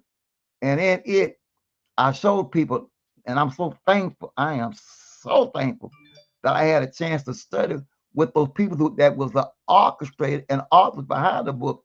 I don't know of no person of color that ever wrote the book of Genesis, authored the book of Deuteronomy. It's always been called Judeo-Christianity or the Jewish thing. And I would go to the priesthood, and ask them questions. That's why I found out it's best to understand biblical history as opposed to legends and et cetera, et cetera. And as I studied, I found out that the Jewish people, which you can't write their name in the language, only studies 24 books. Everybody that's got all these other books and understand nothing. So when I asked them why is the book of Proverbs, Psalm, and Job in the section of the Bible called poetry, why is it there? He said those books came out of a thing called the numbers and the letters, which is used in the occult. I said, the occult in the Bible? He said, yes. And what I found out, my beloved sister, I love that name. And you're a good host. I promise you. I like the energy how you stepped in and handle your business. In the book of Psalms 119, that is the book of spell breaking or binding. What? So if someone had a full hard copy, you might can put up online. You need a full copy because, well, now it gives you that, but actually the book, Psalms 119, if you can pull up a literary page, there are alphabets that are signed. It just gave you the answer right there. Go back. There is 8 verses per each letter. It's only 8 verses per letter. And when a situation comes and they divine, they're olive. That's one. Okay, let's go. Olive. And when you read, go back. You just hit it on the head. Olive. When that come up in a reading, it says, "Blessed are the undefiled in the way who walk in the law of the Lord." It goes deeper. That is like a key. When that come up, it tells you. Then it says, "Blessed are they that keep his testimony, that seeketh with what? Seeking him with his whole heart. They also do no iniquity, and they walk in his ways." We talk about being in perfect. That's almost like Akbay, walking in alignment with your destiny and your purpose. I left, and that's the first psalm. So there is some level of like connection that even within like the Torah that is in alignment with Ifa, if you know how to understand the lettering. And they taught me that. Go to the next letter. Go to bed. It's the next one. Go to bed. Hold on, I gotta find the one that's showing all the numbers. I think I had the NIV up first. And you want the King James, and you want right, so okay. Bet. The next one we bet. 9. How can a young person stay on the path of purity? By living according with what? Your word. That's about integrity. You see my point I'm making? Yeah. See, and it's A, B, C, D, E, F, G, right? Okay. And the only difference is that, hey, if someone throws something out and it comes up Aleph, when they read it, or Aleph or Bet, let's go to the next one. I'm gonna give about 5 of them right quick. Gimel. It says, "Be good to your servant while I live, that I may obey your word. Open your eyes that I may see." It's a request to be in alignment with balance. It says that I'm a stranger on the earth. Okay, do not hide your what? He's talking about creator. Don't hide your instruction from me, that I may live by your law. And rebuke what? Arrogance. Who are to curse those who stay All right, go to the next one. Remove me from the scorn. Dalit. That means door. I am laid low in the dust. And it's 8 verses per letter. It's 22 letters in that. These 22 letters is tied to the 22 chromosomes in the body. Well, and in the book Cosmic Creation by Zacharias, he breaks each one of them down and says, and this is the law that was given to Moses. I ain't never heard no Hebrew Israelite talk about this particular law. But it's all following the same thing that Ifa do. Go to the next one.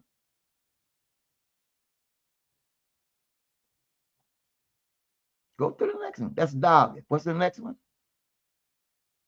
He.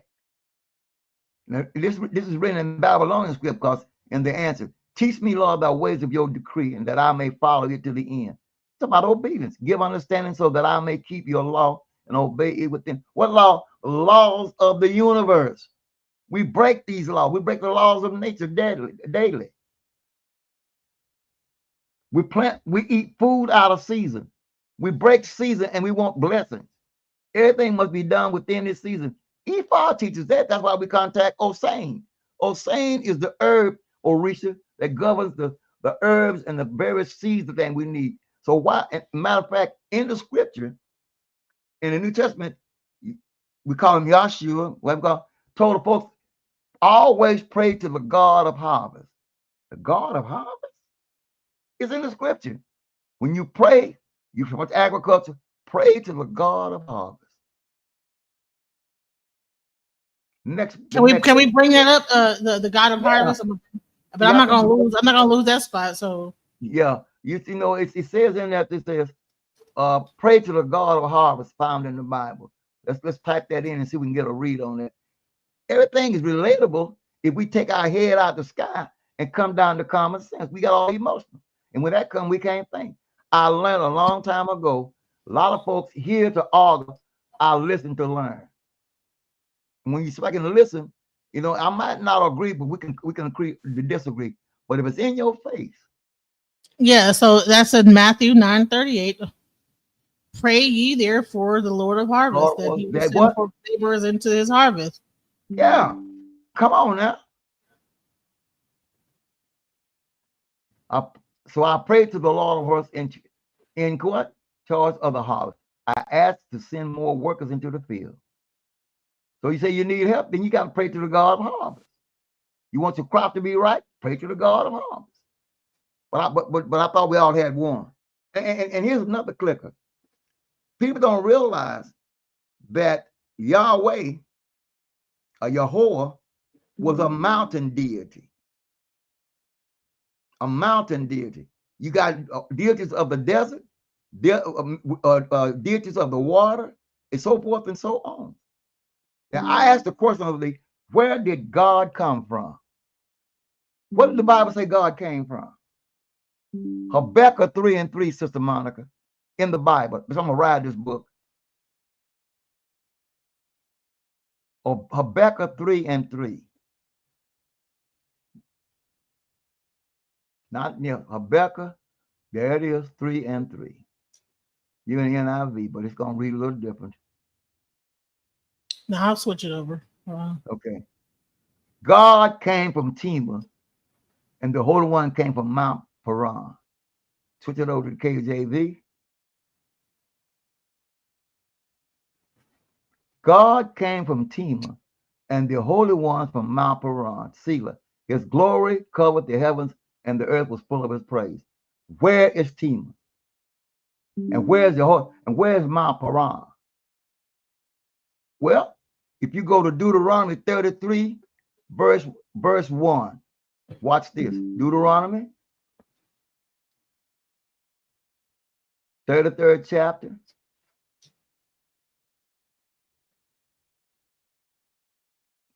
Verse 1, King James, and it reads,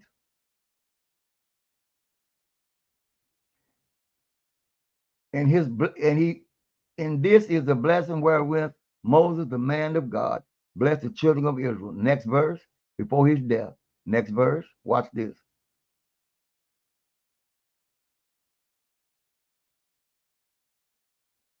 And he said, the Lord came from Sinai and rose up from Seir unto them, and he shined forth from what? Mount Paran. And he came with 10,000 saints from his right hand, with which the fiery law came. Now, where is Mount Paran? He told you came from Tema, so Tema must be in that area. And it goes on further say.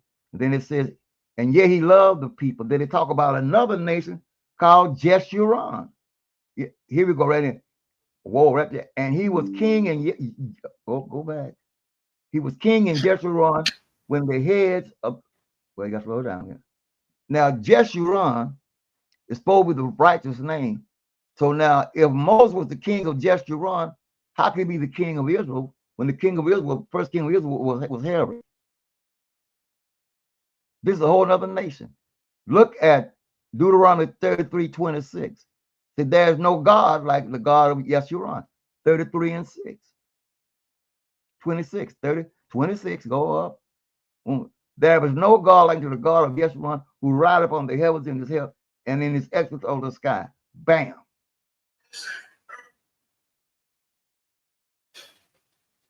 Psalm 68 and 4. He says, call my name. He didn't say Yahweh, to call my name Yah. Psalm 68 and 4. Go there. Psalms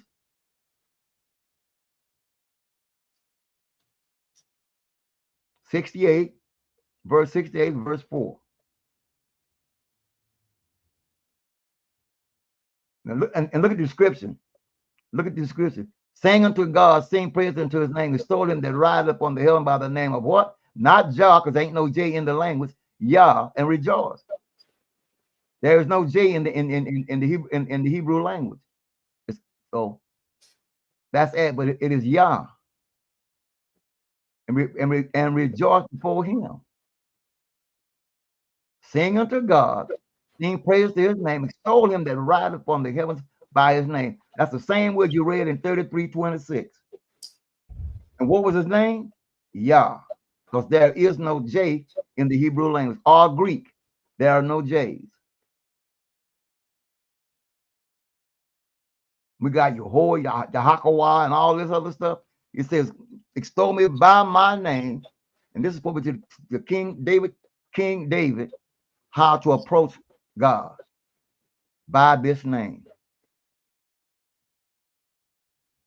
What I got to do with IFA is that you go back and look at all of this and carry it to its origin. A lot of this comes out of the IJ. It comes out of the language.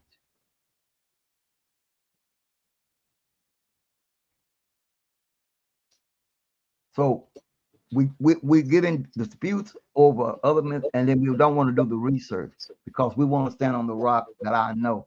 I know nothing except what is revealed, and that was revealed is revealed through the oracles. What is the oracles? You know. In Yoruba culture, IJ is not just about material wealth, but also divine force that governs trade, enterprise, and abundance. It's a concept that is deeply intertwined with spirituality and economic activity.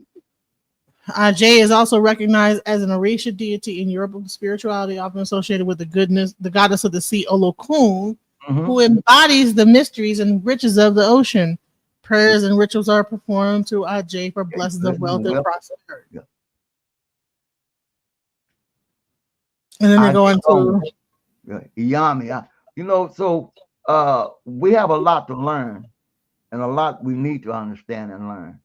But I want to appreciate, and I would love to come and just take this really to an elementary level, step by step, and show the importance of having it. Even if you want to practice a twofold concept of spirituality, if you want to, it can all be brought to a blend to give you what you need. There's no argument. We don't argue about other religions. That's a choice you make. But if you want to grow, if you want to elevate yourself and grow spiritually, then IFA is the way to go. If you want to practice a lot of other things and you want to go out and shoot firecrackers and kill half a dozen goats and 34 chickens and 11,000 dozen eggs and all that stuff, that's your choice. But when it comes to spiritual elevation, IFA is the most best formula to use to elevate your family and get answers to your situation in your life rather than going through a lot of other unnecessary changes. To get direct answers. We're in a time now where we need direct, instant answers. We ain't got time to wait for the thunder, the lightning, the lightning flash, and the thunder, the roar, and the rain come down. We need some. When you go into a situation of life and death, you need an answer right then. And I guarantee you, if you divine and understand the binary algorithm system, you will get your answer. And if you act on it, I'm assured that it will come through. I had a live experience a couple of weeks ago, and if I had already told me what was about to happen, I'm getting this unction from the Spirit because many times Oruma will speak to his devotees in dreams and in visions. It's not always through the divination, because if you're not, it will speak to you in your inner consciousness. And it told me, if you don't take care of this, you won't make it past your earth rise. I acted around and was going to try to get past it. I wound up going to the hospital early Monday morning. I got where I couldn't hardly breathe. When I got to the hospital, they rushed me to the hospital. They pulled off 2.5 gallons of water off my lung and heart, off my lungs. Had I listened to E5 at first, I could have dodged that. But being hard-headed, you know, being a man, don't want to go to the doctor, don't want to get checked up, walking death. So could that be the reason why we probably got caught up? That they caught that, you know, because he did. So let's go back to the original question. So if we had this system to teach us what would happen, right? Yeah. Why did we end up in slavery? If this system is so powerful, why did we end up? So go ahead. The reason is because of being disobedient to the rules and the guidelines of the rules and laws of nature. That's why. And every nation have been in some form of servitude or slavery on this planet. That's the documented fact. And is it because of disobedience in some level? It's a level of disobedience of failing to adhere to your purpose and being. Because when everybody leave, you came in the world with an assignment and a purpose. When you do not do that, then everything goes out of balance. And not only that, like I told the guy today, there are many things on this planet because the earth is a school. This place you call the earth on this planet, the 12th star. Greek millers came from the 13th and 14th star. The 14th star is the place called Nibiru, a planet called Nibiru. That's what the Dogon saw. And this is the 13 because everything operates on the number 13 in this realm. A lot of folks don't even know that. That's why we got 13 constellations, not 12. And we've been out of balance ever since the so-called Greeks them went in and changed the format from 13 to 12 because they couldn't deal with that feminine energy. And they began to become sun worshipers. When the book tell you it ain't the sun, it's the moon. Psalms 104 verse 19 says that 104 verse 19 says that the moon is for season and the sun is for setting. I believe that. Right. What was it? What song? What was it? Verse I think 19. Let's go there. Which one? 104. Yeah, Psalms 104, because that's the book you look into, and I think you want to look at verse 19.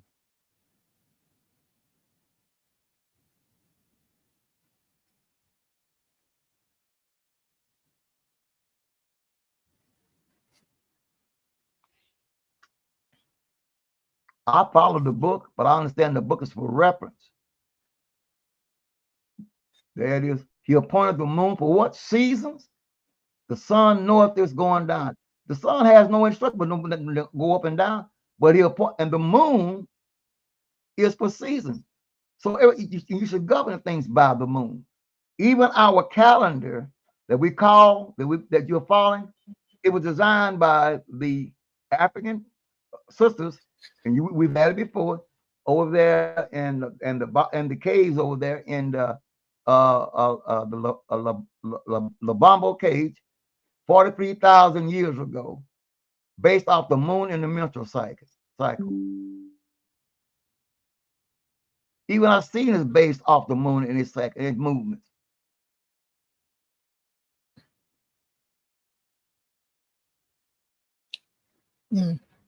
IFA teaches us that. IFA teaches us this. Then you can always double check it for check and balance. So let's go into this, the 16 truths of IFA. For those that might be confused about what IFA is. Here we go. There is a singular creator, not God creator. There is no devil. I like this third one, except for the day you were born and the day you are supposed to die. Not die, supposed to. There is no single event in your life that cannot be forecast by IFA, and when necessary, change. It is your birthright to be happy, successful, and fulfilled. You should grow and obtain wisdom during the process of life. You are reborn through your blood relatives. Heaven or room is home, and earth is the mark. And I'm saying the earth is the marketplace, and every entity and every other galaxy comes here to the marketplace to either get minerals or things or get stuff it needs. We are in a constant passage between the two. You are part of the universe in a literal and not a figurative way. You must never initiate harm to any other human being. You must never harm the universe of which you are part of. 11.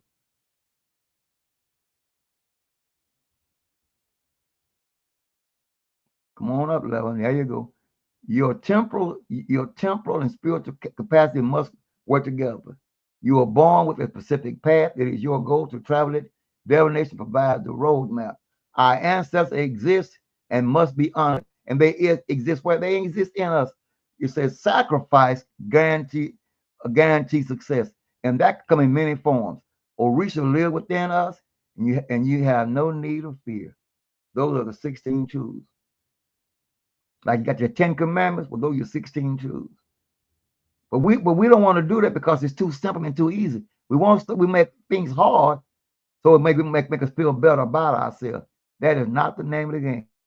And I do want to go into this because people think that IFA is voodoo, that we do things against people. No, any person that really practices IFA, we don't do that. Yeah, you said it. Come on, say it. We don't do that.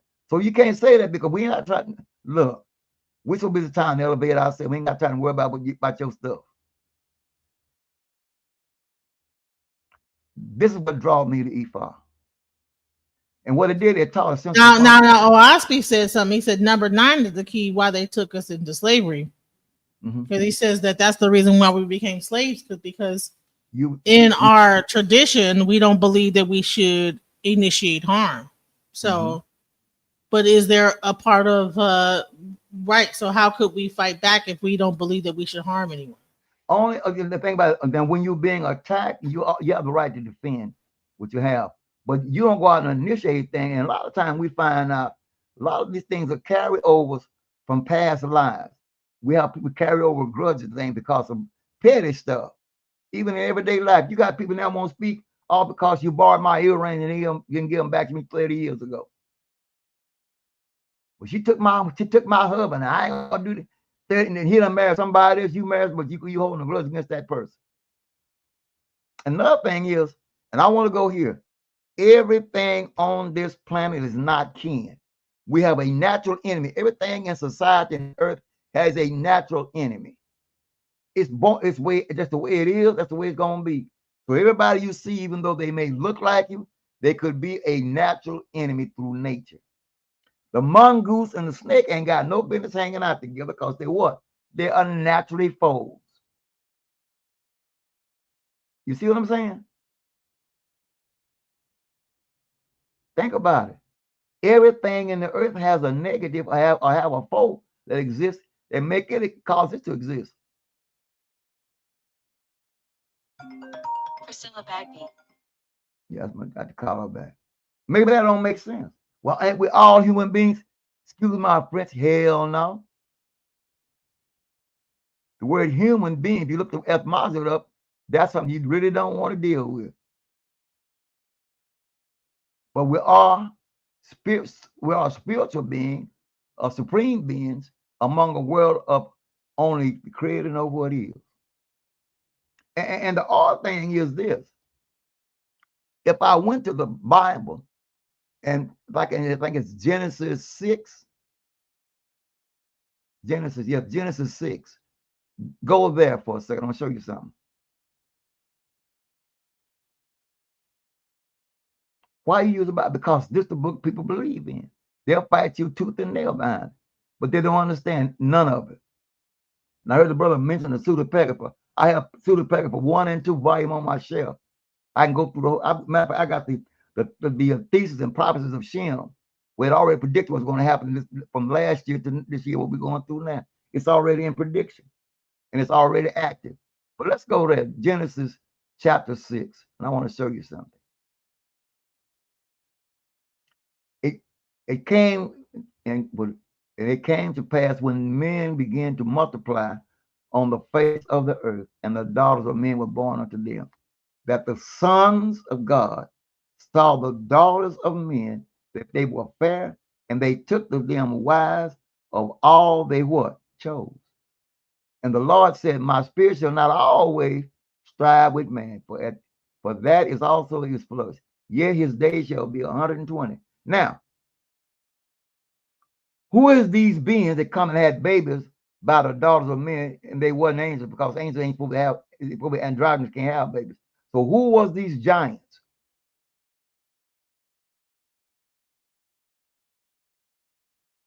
And God saw the wickedness of man grew in the earth, and they were what? In their very imagination, and the thought of his heart was only evil continuously. It repented the Lord that he even made man on earth and grieved him at his heart. Only thing he repented that we were so submissive to the other beings. The Lord said, I will destroy man whom I created. In other words, stop right there. The Lord said, I will destroy man whom I created. The Lord didn't create everything. It's on the earth. That's why he could only destroy what he created, because he couldn't destroy another man, another entity stuff. He said, and these are the generations of Noah. Noah was wait, and now I think about, hold on, wait, go back, hold on now. Wait. So there was beings already here. Yeah. Like, hold on.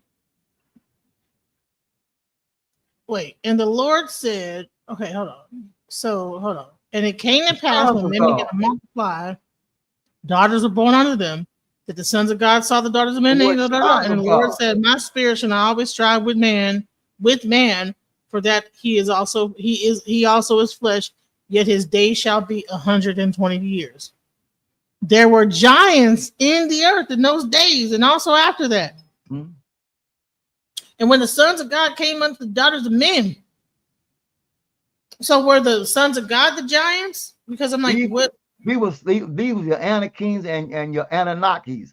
These are the deals everybody talk about that were giants that they're finding remains of. These are the sons of God, not God, but the gods. They left that part off. And they had daughters, they had children by it, and these children became giants among, and keep reading. Look what happened. God saw that the wickedness of men was great in the earth, and that it, okay, but keep on going, there's some more to it. And the Lord said, I will destroy every imagination, the thoughts of his heart was only evil continually. And he repented the Lord that he had made man on earth, and it grieved him in his heart. Okay, and Lord said, I will destroy man whom I've created from the face of the earth, both man and beast, and the creeping thing in the fowl of the air, for repent of me that I've made them. Now in the King James, they talk about, and these men became mighty men among men. These giants became mighty men among giants. So if you go to the KJV, it's a part that they left out of the NIV. These men became giants, came King James 6, it says, multiplied in the earth, and these men became mighty men in the earth. Yeah.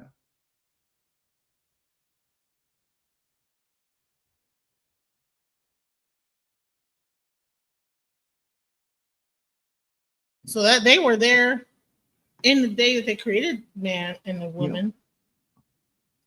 So and also after that. Now, how many men and women in the world, if all these giants gonna have babies by them? Now, if it's only Adam and Eve, and you know they had sons, where did the daughters come from? And they saw that these children in the earth girl was beautiful, and they went and had children, and both children by them. The same became, yeah, there it is, and the same became mighty men, which of old men of renown. Right there, verse 4. Go back, verse 4, and read it, Monica. Verse 4. And there were giants on earth in those days, and also after that, when the sons of God came unto the daughters of men, and they bare children to them, they same became mighty men, which are old men of renown. Renown. What's going to do with that?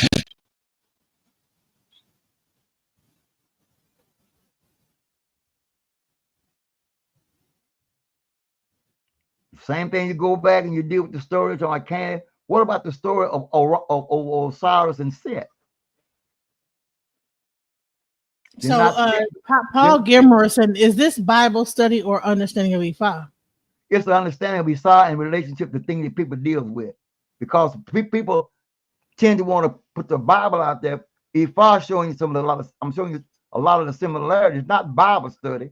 It's what people base their life on, and we showed them that many things you're looking at, there are answers to this thing in Ifa. So because we use the Bible, because how many folks in their home have an Ifa Bible? But they got a King James, they got an NIV. And you get the Bible quoted more than any book out there, less understood. That's why I use, because I gotta go where people are to get them where they need to go. Mm-hmm. That's why we use it. Like anything else, when you go to court, the judge uses a book called Black's Law Dictionary to determine what the case and what the outcome of the case should be. No, this is not Bible study. It's Bible reference. To show you that how far we are believing in a book that we have less knowledge of and understand the origin, the place, and its purpose. We're talking about spiritual growth and elevation. Why is it that people have a hard time that you're bringing it into it with the Bible study? Why is that like a thing? Because either some can't deal with it or they don't want to deal with it. This is no fact, just fact. I've been in this stuff way too long. When I debated the Muslims, when I did debate the Church of Christ, we dated other groups. They want to know, well, if you don't, not that I don't believe in it, it just it has such an impact and energy in the world that most folk will challenge you, and everything, and a lot of your laws is based off of this book. When it comes to things like homosexuality, this, that, and the other, the book is over 2,000 years old. Yet people yet still base their life off of it, and you're waiting on somebody to come back and save you. When the book says you got to save yourself. Go into where it says you got to save yourself. Acts 2 and 40. Ain't got to look. Acts 2 and 40, day of Pentecost. The book says you got to save yourself. You know. And I know no woman did this based off of Acts 2:38 in the book. Acts 2 and 40. Bam. Click it. And with many others saying, did he testify, exhort, and said, save yourself from this untoward generation. That is Paul in the upper room on the day of Pentecost. And just before that, he said, you got to be baptized in the name of Jesus for remission of your sins. Whoa. Then you're trying to tell me that I must save myself? Then how do I save myself?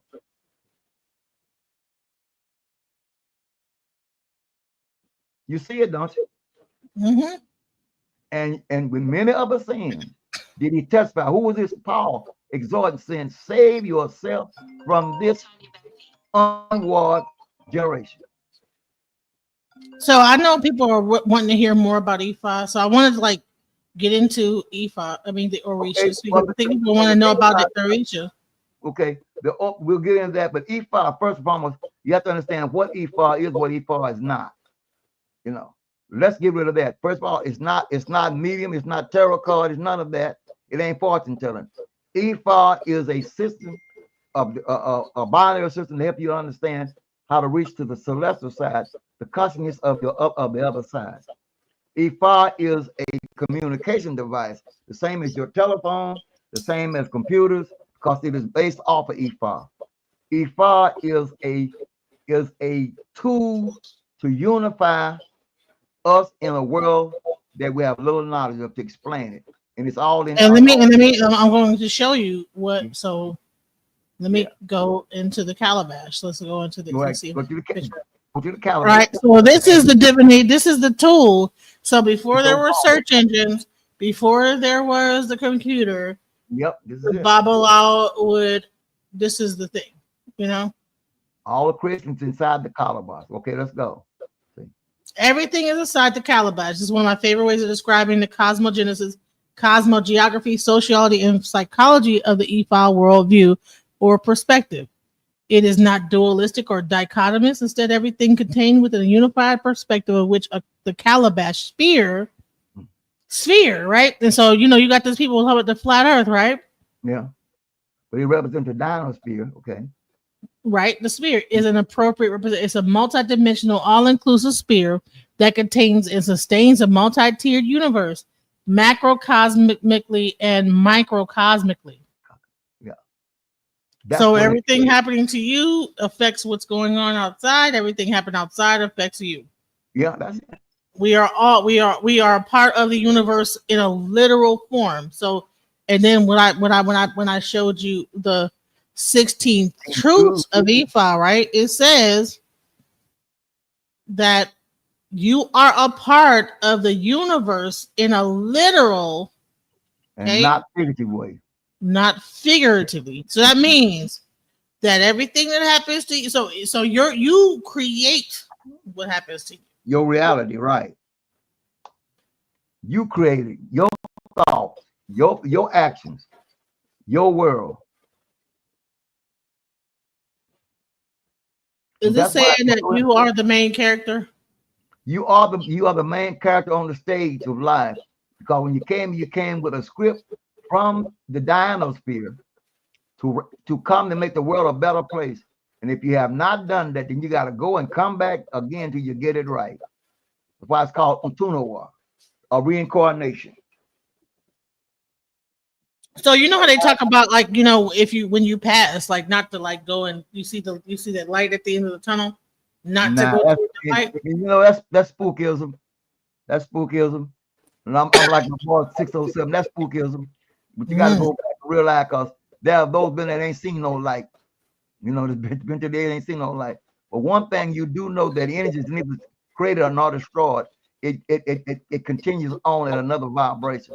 Well, how well do you know your vibration, your frequency, your binary code?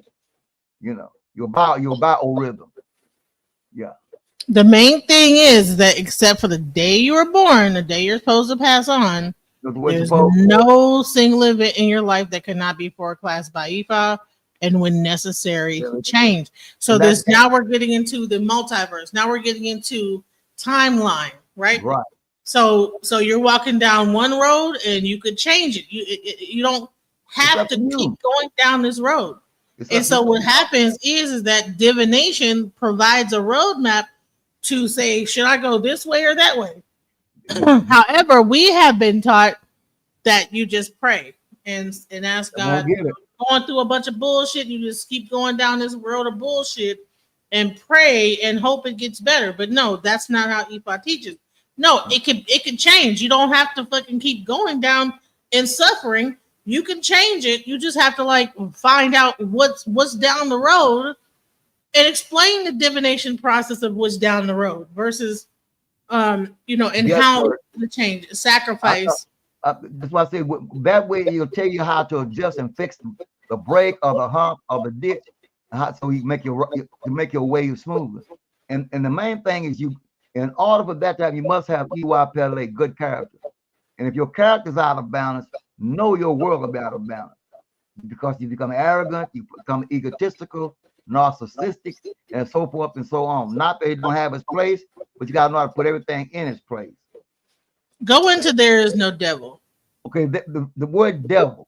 The word devil does not mean people think. It only means adversary. Look the word up, devil. It means adversary. And every day in your life, you have adversaries, and you want to call it Satan, devil, or Lucifer.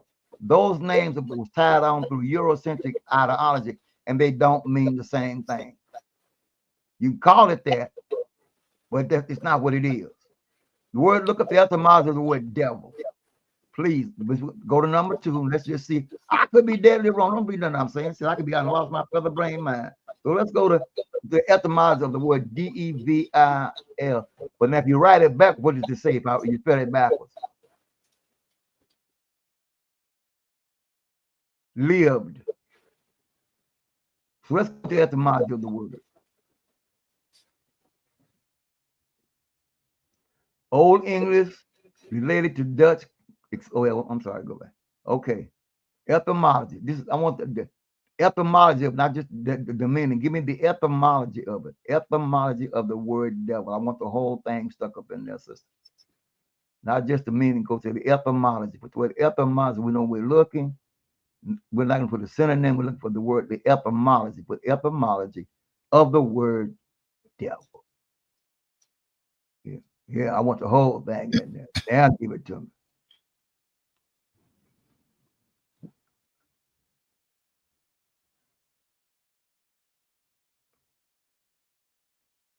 The word devil originates from the Old English diaphol, which is derived from the Latin diabolus, meaning slanderer.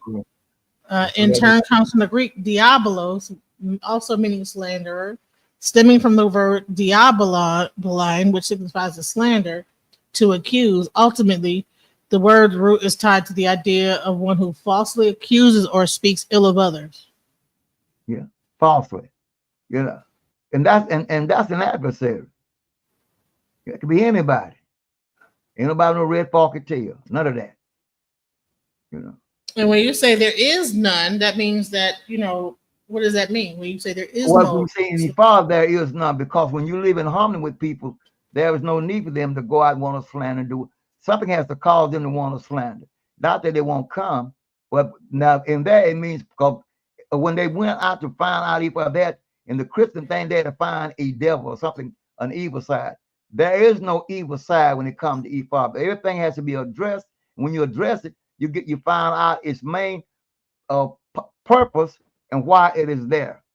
Iyami, witches, evil. That's not what it means. There's a challenge. The devil challenges. It tests your character. Or issue is the devil. No. Issue is known as the master teacher, and it teaches you how to build character. It challenges your word. It challenges your integrity. It challenges you in all points because that's where it's designed to do. So the question is then, a lot of people get in that. Well, I got Elegba. Elegba is only one of the attributes of issue. There's 21 paths of issue, and they're not all the same. It depends on what path you step on. And when you get initiated, what issue comes out in your reading? Mine came out issue Odara. Issue Odara. Okay. Mine was issue Baba. What was it? Baby Lecon. So I have like a child like issue, like a child. So it depends. So and that issue depends on how it builds your character. Now Elegba is a child, is also a part of the one of the one of the qualities of issue, but it's not the whole thing. He's called the trickster. You can't put that whole package on all the issues, because all the issues is not about the trickster. Each one has a purpose, and everything coming to world have a specific purpose and assignment. Same thing with these images we call issue or Elegba. And there's 21 of them, according to the teachings. There is no devil. That word devil, that means that there is no negativity that we could call, that we can lay our problems to. Everything falls on us. Man, the devil right. may be. The devil. What Erykah Badu said, the mothership can't save you, so your ass gonna get left. So bottom line is, ain't nobody to blame it on. It's you. And when it says you must save yourself in the untoward generation, ain't that about the same thing? Pretty much. Yeah. So we're gonna go through this, and then we're gonna end it on that 16th one, because except for the day when you were born. and the day you are supposed to die. There is no single event in your life that cannot be forecast by IFA, binary system of the system, that is necessary. When necessary can change. So when it becomes necessary to make an adjustment to grow up, IFA will tell you it's time to move to the next level. You need to quit doing this and do this. And it comes through the reading and through the through the Proverbs, for those who understand Patrick keys, through the Proverbs, what to do. Like we said a while ago on the olive, blessed is the man that walketh in righteousness. Well, it is. You know, it is your birthright to be happy and successful. It is. But if you choose not to, it's still your choice. It is your birthright to be happy. But if you let yourself get bogged down, become the garbage can of the world, and want to worry about everybody's stuff but yours, that's your choice. You should grow and obtain wisdom during the process of life. Life is a school, and it's about learning life lessons that you can grow up. Growth means to mature, You are reborn through your blood relatives. Because now here's the kicker. Here is the kicker. How old is the blood in your body as opposed to your age?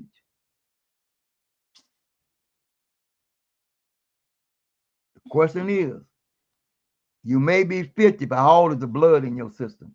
You may be 79 like me, but how old is the blood? How I can take my blood and go back thousands of years to my blood relatives, but I'm not no 1,000-year-old.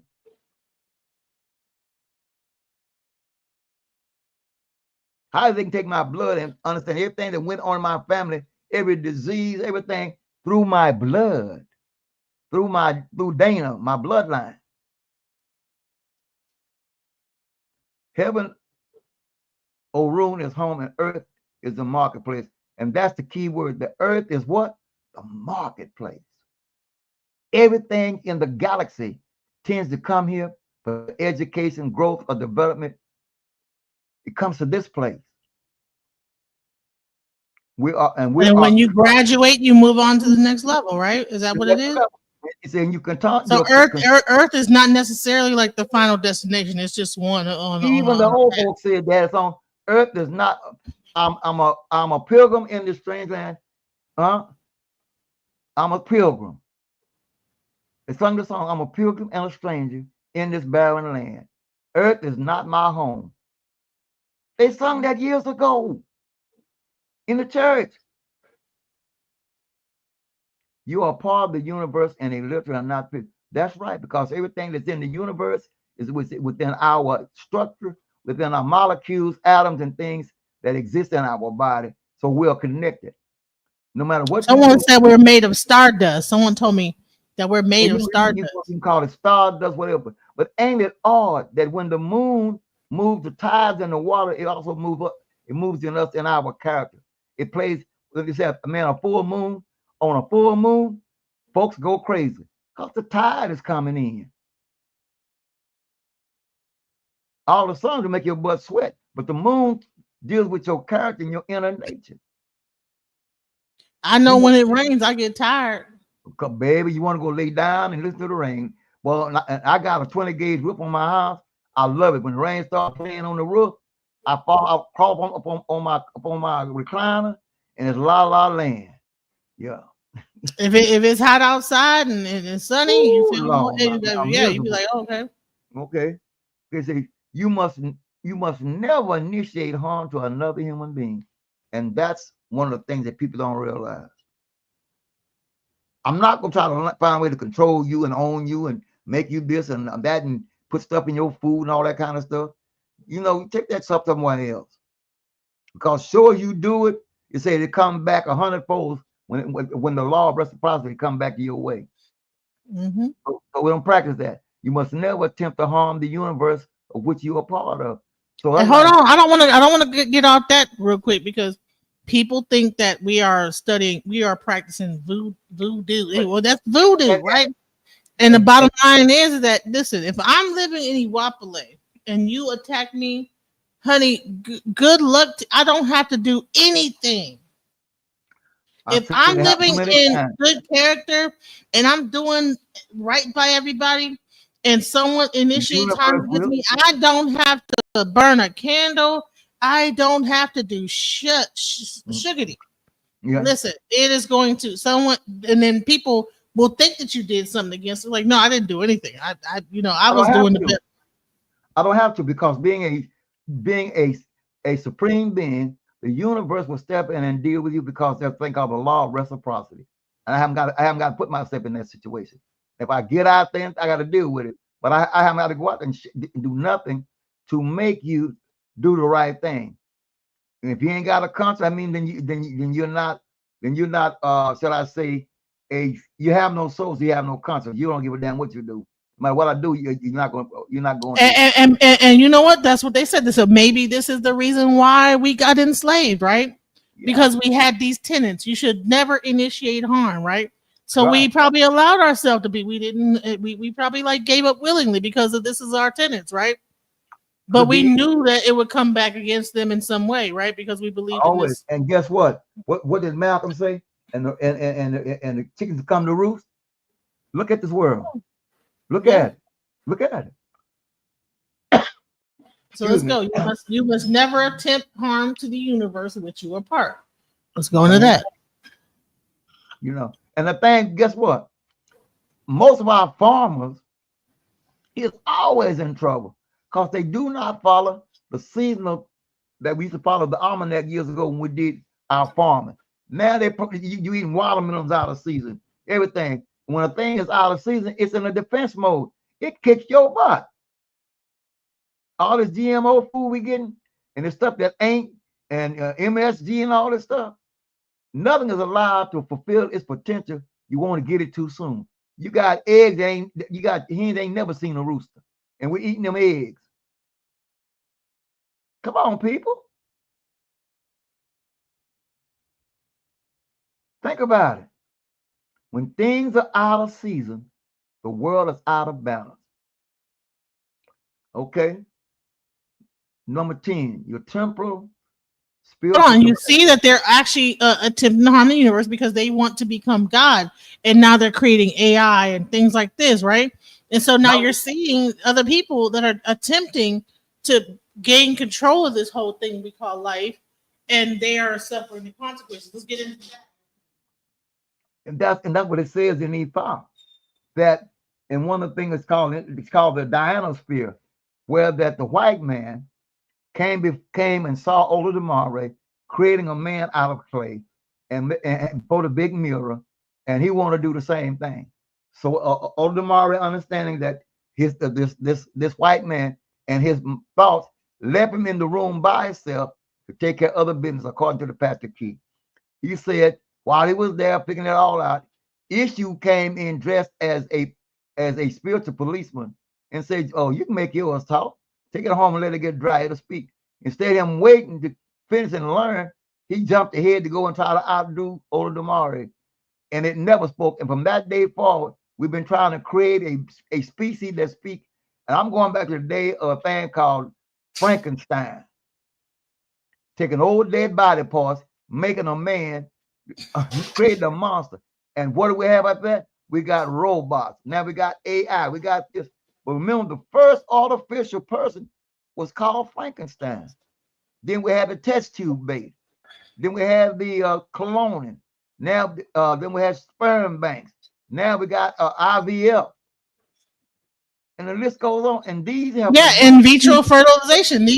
Let's go into that real quick about the fact. See, this is harming the universe because you're creating beings that were not meant to be here during natural ways, right? So even IVF, people getting in vitro. If you're not meant to have a child, you're doing in vitro. That is an unnatural way of having a child, and these children are born without souls. That's right. Let me make a run to hold that thought, because in the IFA, in the complete work of Ruma, it talks about that. This is how deep IFA gets into. It talks about things that are happening now, in a way, breaking down even small stuff like how the white man was created, how like we got divided this way, how it got divided that way. Like, so, but like I said, people are saying, oh, well, yeah, through the stories, through the Patakeys, which are parables. Like I said, you can't take the story exactly, because if you actually hear a Ifa priest tell the story, they sing the story like a song.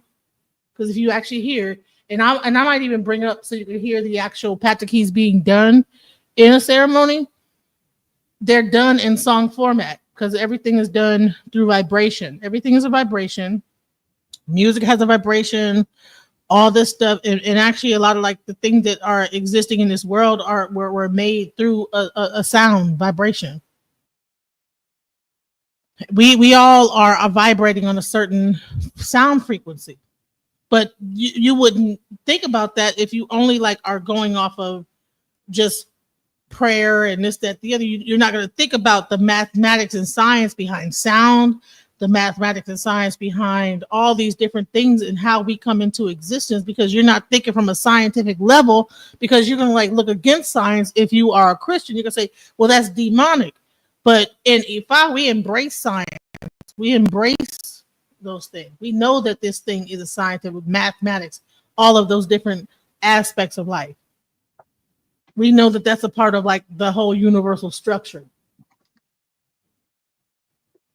Even when they tell you who your head Orisha is, it's based on your birth date, when you were born, all that stuff combined with like all these different other aspects.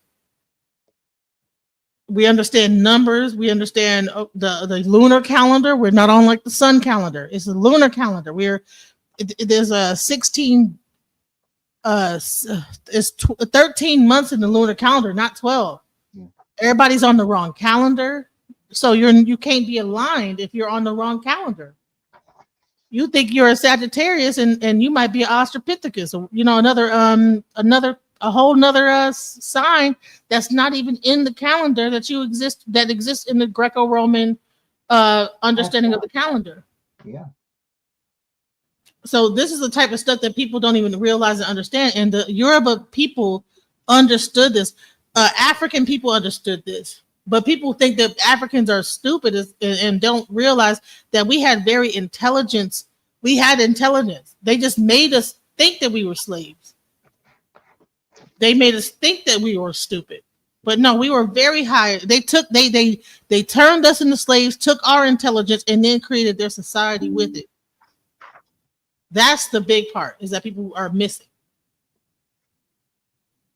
They took our divination system, created AI and all these like this whole like system that we're even on right now, and then they want to like and tell us that we're dumb as hell, you know?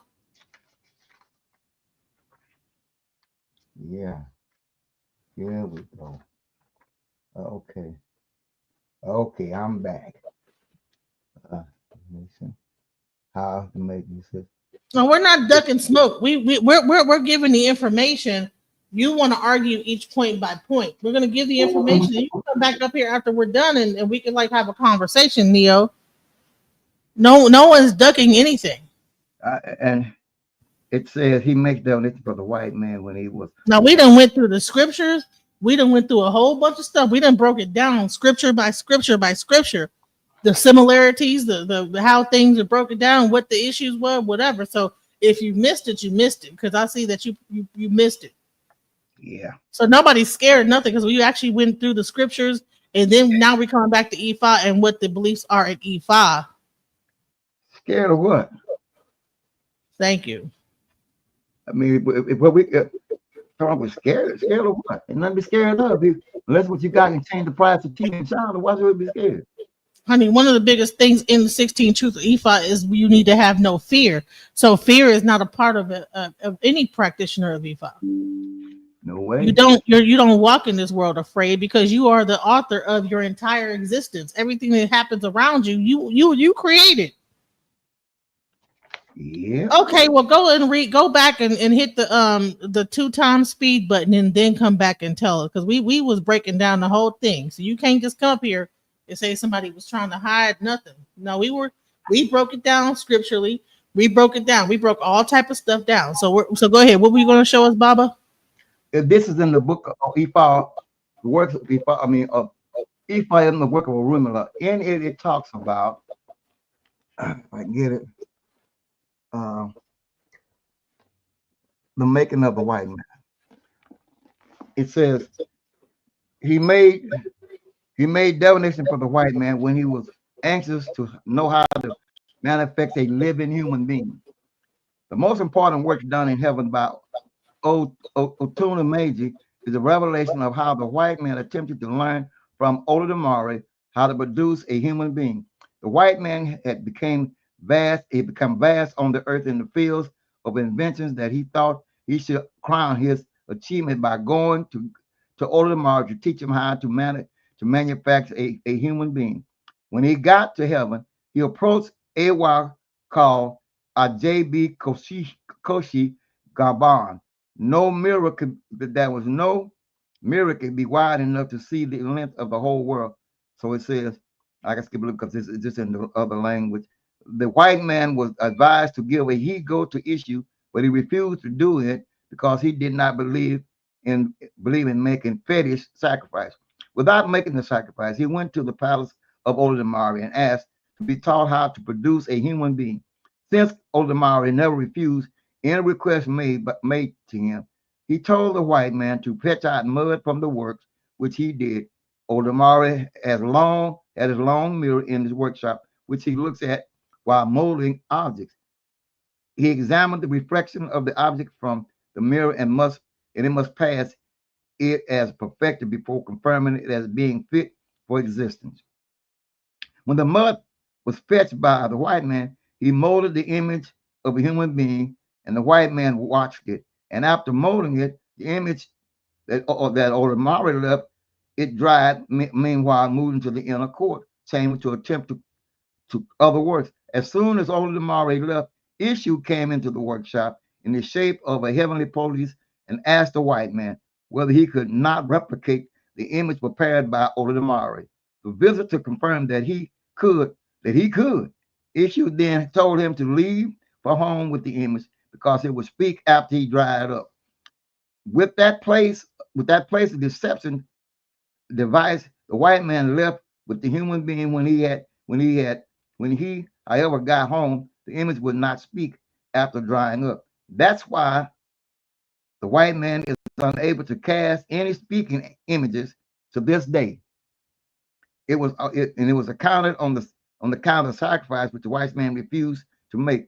When Otunja Major comes out in a definition, someone anxious to do something he should not be advised to do or exercise the pattern. Other words, he's trying to find a machine that can compete or compare with the Olodumare's creation, and he's been doing it ever since he came to the planet. Name me any other book explains the white man, and it's not as pigmentation, but as a school of thought, as a consciousness that's trying to override the supreme creator.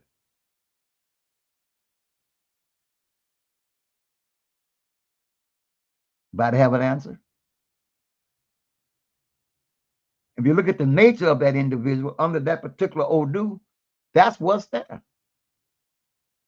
Temporal and spiritual capacity must work together.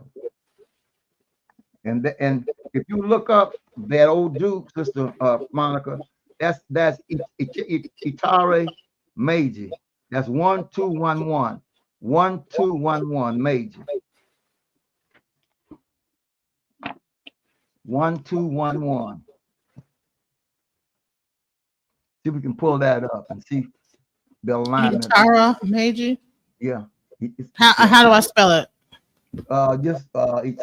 Ita.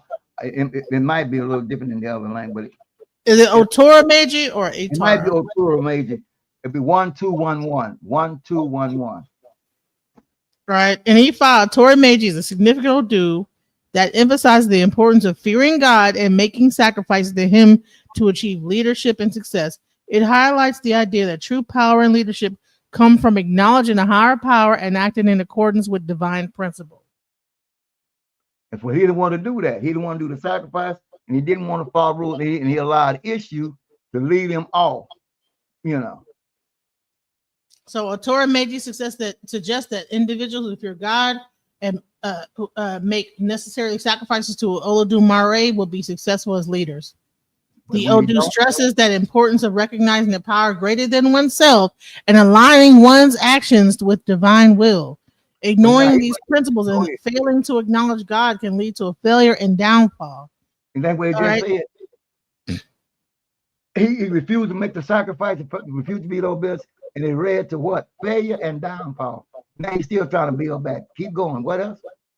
So some religious scholars say Torah is the source of mystic vision and helps individuals align their consciousness with the divine source, defining their sense of destiny and purpose.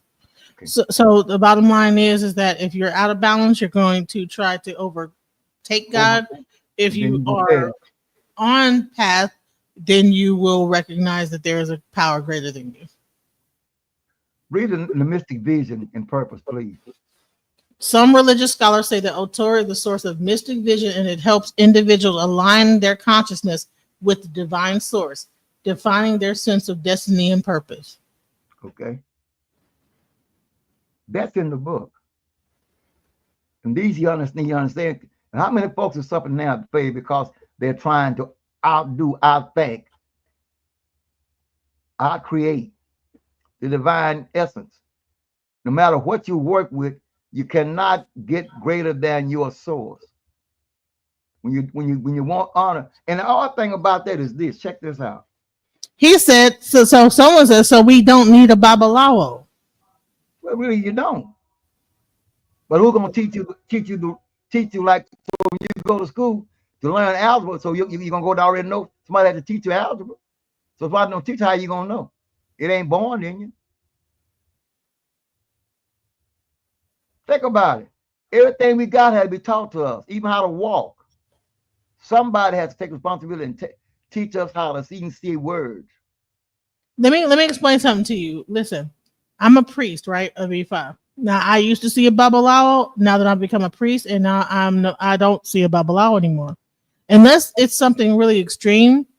I don't see a Babalawo. I'm my own priest. It's basically understood as a nation of priests.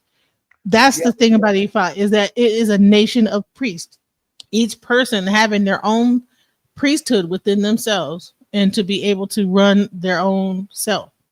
This is not a religion of like, it's a religion of self government. You have to be able to teach yourself. Okay. Even when you go to a Babalawo, the whole time that you're with the Babalawo, if you pay attention, he's teaching you how to do it yourself. You get a reading, he says, go do this. And then you say, oh, okay, so this is what's wrong, go do this, right? So you know from now on, if this is wrong again, go do that. You know, if you pay attention, that's like if someone come to me and say my shoe's untied. Now, at first, I'm going to tie the shoe. You're going to see me tie the shoe. Not you can keep coming to me to tie your shoe, but eventually you're going to see what I did and you're going to do it yourself. That is, IFA is not a religion of reliability on the priest. You become a priest yourself. Eventually you begin to tie your own shoe. It's not about being reliant on anyone.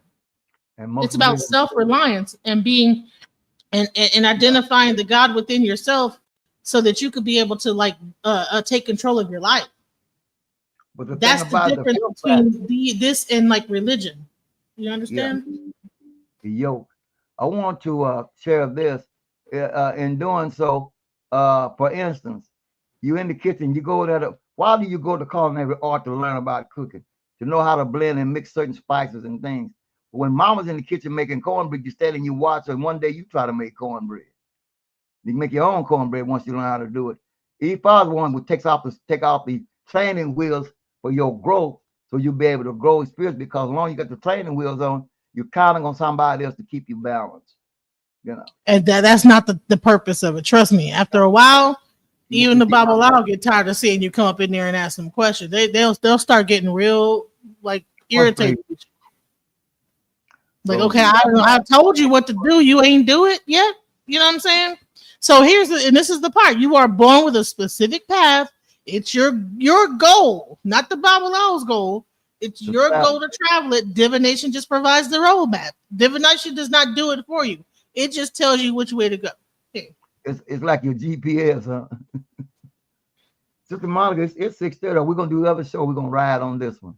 We're gonna finish this one up because I want people to really like get it, and I think that Okay, Molly will come up. our ancestors exist and must be honored. Now, that's one that a lot of folks have a problem with. We don't worship the ancestors. We respect them and we memorialize them. The same way you run around with them dollar bills in your pocket, you are honoring the white man's ancestry. Oh yeah, them dead presidents on them that you use every day in exchange as a source of commerce and communication. Same thing. Yeah. Before we had that, it was cowrie shells. That was and that was the first form of actual like financial currency exchange. Yeah. And matter of fact, in IFA, it talks about the spirit of money. The spirit of money says in IFA, if you work for me, I'll make you my slave. He who I work for, I'll make rich. And anybody know you don't get rich by working, you get rich by investment, making that become and flipping that money over. Yeah. Say it again. If you work for me, I will make you my slave. Money. This is the spirit of money. So, spirit of money. There's an understanding of even the spirit of money. There's an understanding the spirit of everything, and this is like the true form of understanding the spirit of everything. And so, even the spirit of money has a spirit to it, right? Yeah. So, if you working to get money, you're gonna be a slave. Yeah. But if money, if you make it work for you, it'll make you rich. And we're talking about investment. The only thing get taxed is income. They don't tax your investments. That stuff like that. You know. Success, sacrifice guarantees success.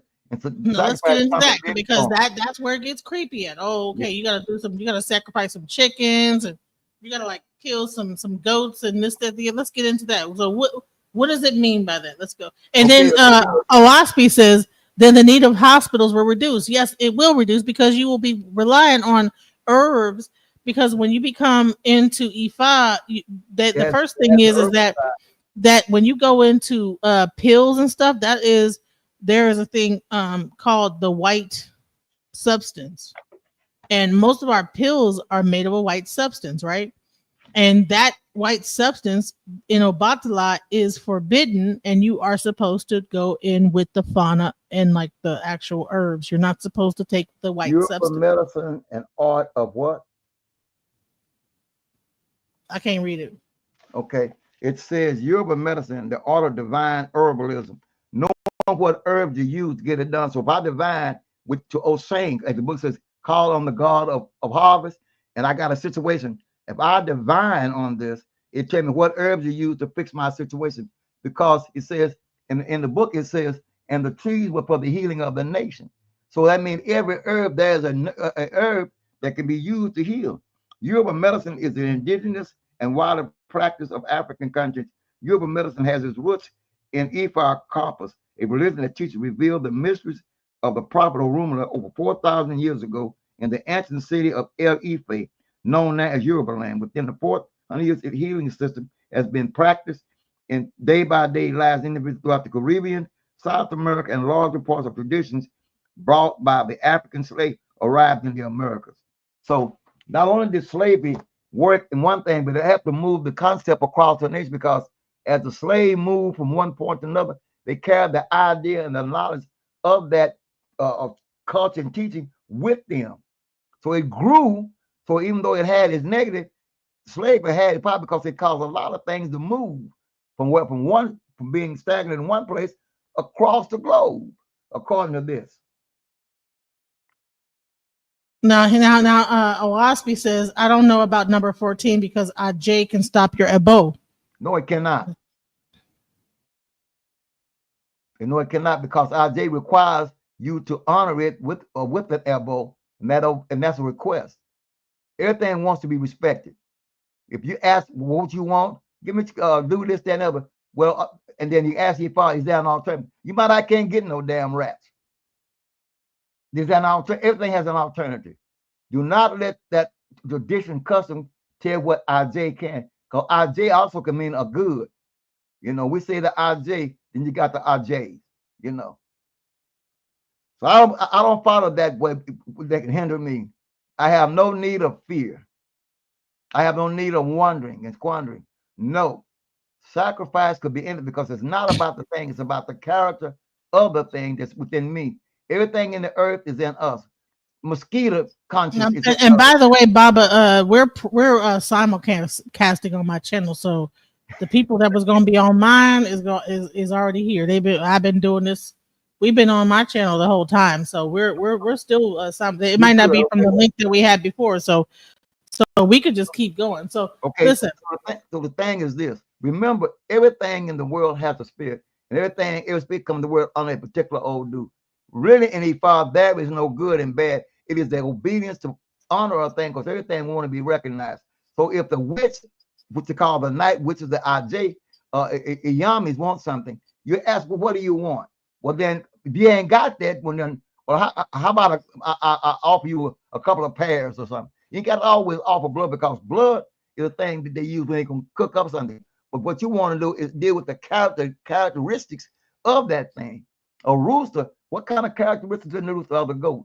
You know, sheep, etc. You don't have to kill that thing. You got to kill that concept that's in you, or either raise that concept in you, bring your balance. Because me killing a bunch of goats don't change the way I think, and baptizing a bunch of items with it. That's just a memorial to that thing. But the real change comes within you, the character of you understanding that it's a goat, a stubbornness in you that need to be crucified or brought to light for better understanding that your life can go along smooth, because now you're hindering your own growth for the lack of not understanding your purpose and destiny. So he also said that IJ are witches. Now, and the word witch means wise and witty. The word witch means wise and witty. Who don't want a witch, a wise person? It says all Babalars want a witch for a wife because she's witty and she's crafty. Witchcraft. Witch, witty, and crafty. Know how to get the job done. That's all. So, first of all, IJ in Yoruba has multiple meanings.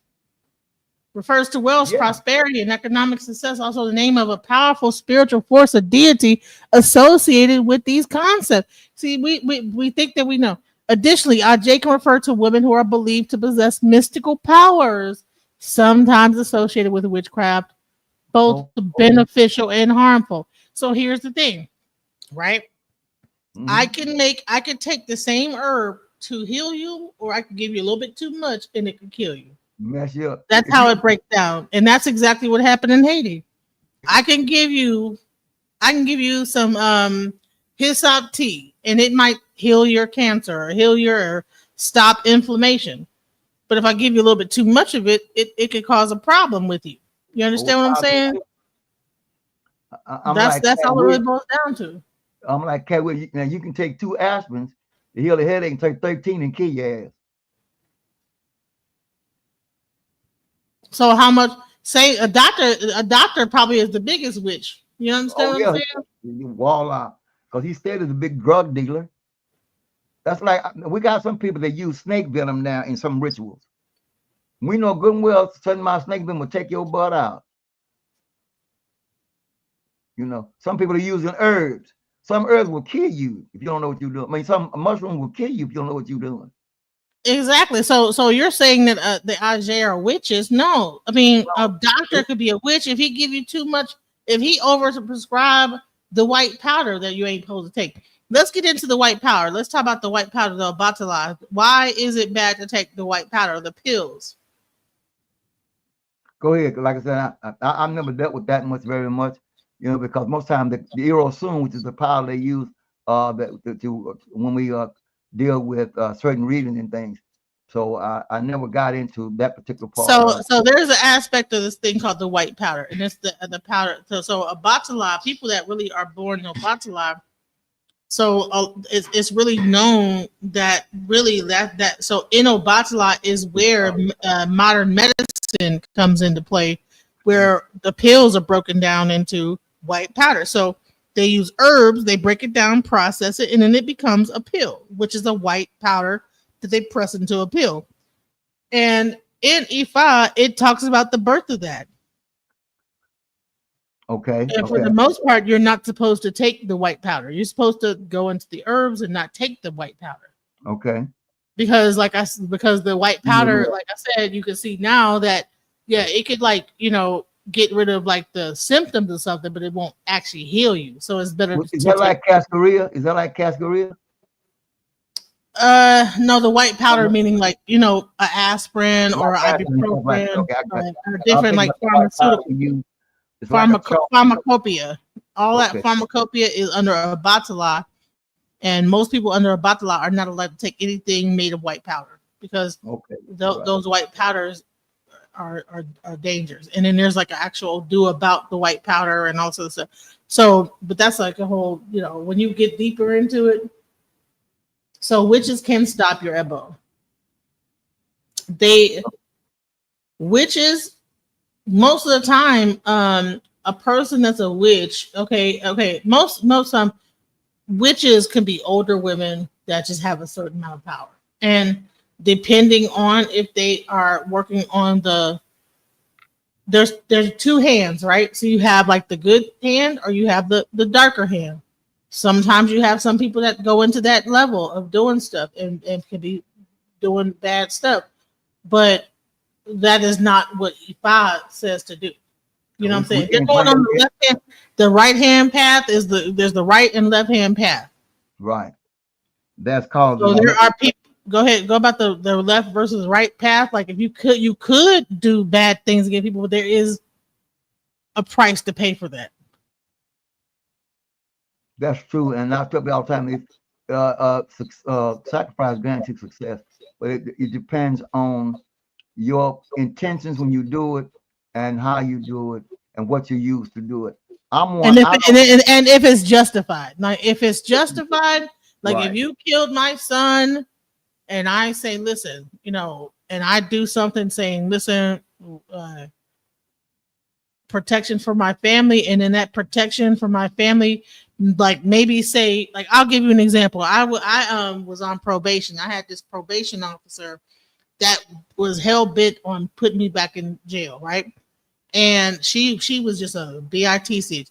And I did something. I put her name underneath something, whatever. And I said, listen, I just want this person to be nice to me. That's all I said. I said, I want this person to be nice to me. My Babalawo at the time told me, said, listen, do this and just say, I want this person to be nicer to me. But the person could not be nicer to me. And she ended up just retiring. Okay. She ended up leaving her job, because she was not going to be nice to me. There was nothing that would have been done. She was going to continue. So she just eventually moved on in her career. Moved out of, yeah, good. And so that's the type. But if you are doing something to harm someone, to make something happen to somebody, to make them feel sick, or to do that's not what this is for. Now, some people can go into that. Now you have like practices that are like Palo. Ifa and Orisha faith deals more on so you have the chaotic side and you have chaos magic, and then you have the lighter magic that's like more ordered. Ifa is a part of the order. You know what I'm saying? Not the chaos. Now you can do chaos. Chaos, what the difference is that Ifa will stop you from getting into the accident. Chaos the accident will still happen, but you probably won't be there. It's like some shit like that, like almost like in both situations, almost like the multiverse. In both situations, the accident happens. One will let you see it and go around it. The other one is maybe you just won't show up there. You won't even drive down that street. So that's the difference. And I like to say, remember, we just can't explain everything about IFA to your satisfaction. Some things we evolve getting involved and experience some things, except because some things that she might experience, I might have, or vice versa. Because IFA is a thing of experience and growth. What it takes for me to grow, it might not take that part of growth. It might take something for you, but IFA, through divination, can tell you what you need to fix your situation where you can grow and obtain, so you have no need of fear. The thing about it, you don't want to let fear disrupt your growth and your purpose in coming to the planet to help make it a better place. Yeah. So, Mandika, did you want to come? Neo, did you have some questions now that we're done kind of with that? Did you have some questions? And I think Mandika was here. I think he went down. So, what questions do you have, Neo? Oh yeah, I've been had questions. I was waiting on y'all to get done. All right. So pull up the questions. How y'all doing today? All right. I'm not sure if this is a question, but I can probably work it into a question.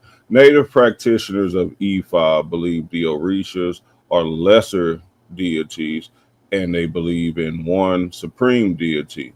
But the practitioners over in the Americas like to deny these beings being deities. That Y'all depends like on to the. call them consciousness and stuff Okay, like well, that. you can Neil. It depends on the individual and their concept and opinion what they think it is.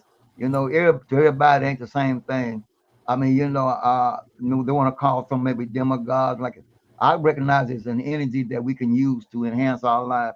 And I try not to get in debates on what you want to call because you can call it jackass or a mule if you want to, but don't make it be either one, either or. But it depends on the person's individual's concept, ideas, and what he believe accept it to be. The thing about it, if it works for him, fine. If it don't, then you need to find another level. So I don't get into a personal opinion of what a person called to do a thing. I try to stay away from that because that's where we get into conflict. Where one may call it a angel, one may call it a deity, one may call it a orisha.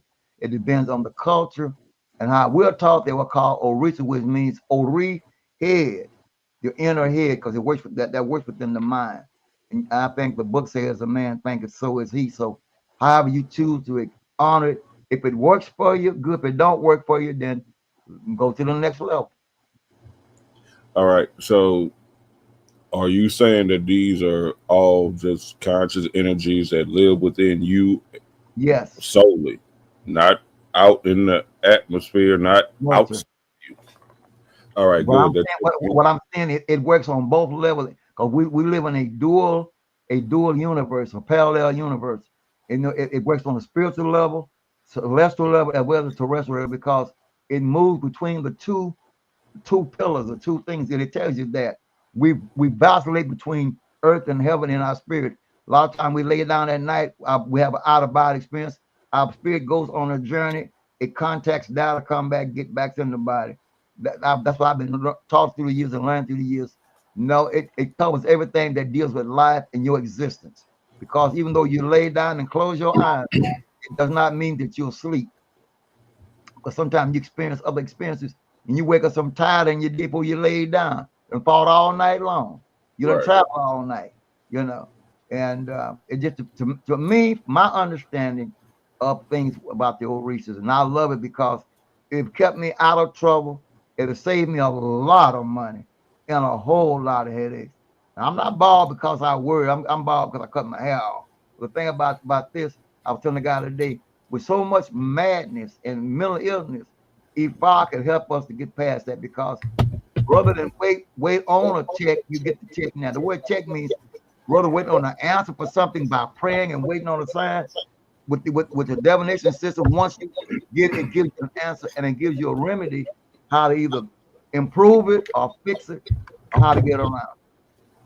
All right. So when we were talking earlier before we went live, uh, you stated that Oladu Mare is not concerned with the affairs of the earth or whatever, mankind, pretty much, right? So are the Orishas concerned with the Yes, affairs of yes. mankind? That is one of their responsibilities. And they come in the world, how you come and you find out what old reach is governing your head. At that time, he becomes your God.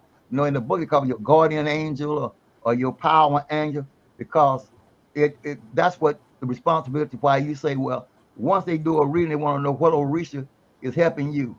And you don't find nobody that's mounted by Olodumare. You'll find more people mounted by Orumila or any of the other Orisha, but Olodumare does not mount anybody and anybody or any individual. You got More to or less, be special to be mounted by him, right? huh? You got to be special to be mounted by him, On right? how special you are, you don't be mounted by your responsibility goes to somebody, go to another Orisha that works in the capacity, because no one could really stand the power and the pressure of being under that weight The of that creative. power, and the pressure of that weight when he mounts you. So Yeah. the other Orishas mount you. They will. They can possess, and they're gonna guide. They're gonna guide you because they're there to help you fulfill your purpose and journey. They might necessarily interfere with everything, but they're there as a guide. You know. And you can handle the pressure they bring, right? Yes, you can handle it because it's designed for what you're able to do. You know, and what you are able of doing. Nothing beyond your capacity. Because remember, when you according to the teachings, and I'm gonna let you go. You pick what you want to come to the world to do to help make it a better place, and you get the tools you need. Then when you come, then they work with you to handle the tools that you need.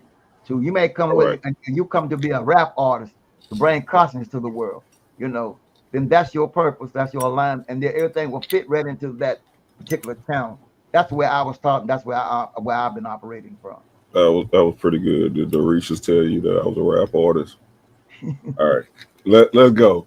All right, so how can your consciousness, because you said the Orishas were your consciousness, and so on and so forth. It's just within you. Yeah. So how can your consciousness affect the will of others, as Monica previously stated with her anecdotal story about the person leaving the job? How can your consciousness force someone to leave the job? It's affecting the will of someone else. What I can say is this: a lot of things we say and do because we are electromagnetic and we offer vibration. While people say, within 3 feet of me, you in my world, and when you're 3 feet of my world, whatever I got going, it can affect you. It can affect both of us because you're within my world. Once you step out of my orbit, out of my range, is different. The things we say and do, because they're so vibratory, your ear picks it up and it goes into the mind. It's processed. Sometimes it locks in, sometimes it don't. So that's how you have impact on people around here. And it's called telekinesis. You know, we sometimes when I'm thinking about this person, they show up. I went to call that folk and the phone rang. Uh-oh. Yeah. Yeah. I was just about to call you. Why? Why were you just about to call that individual and their phone rang?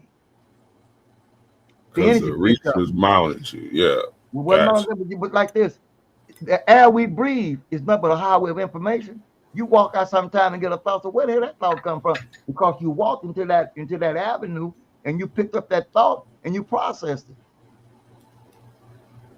Whether it's yours or not, it came through your adapter and you play it out in your computer, right?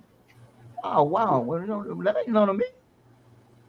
Where did that come from? And ultimately, say, man, we call it.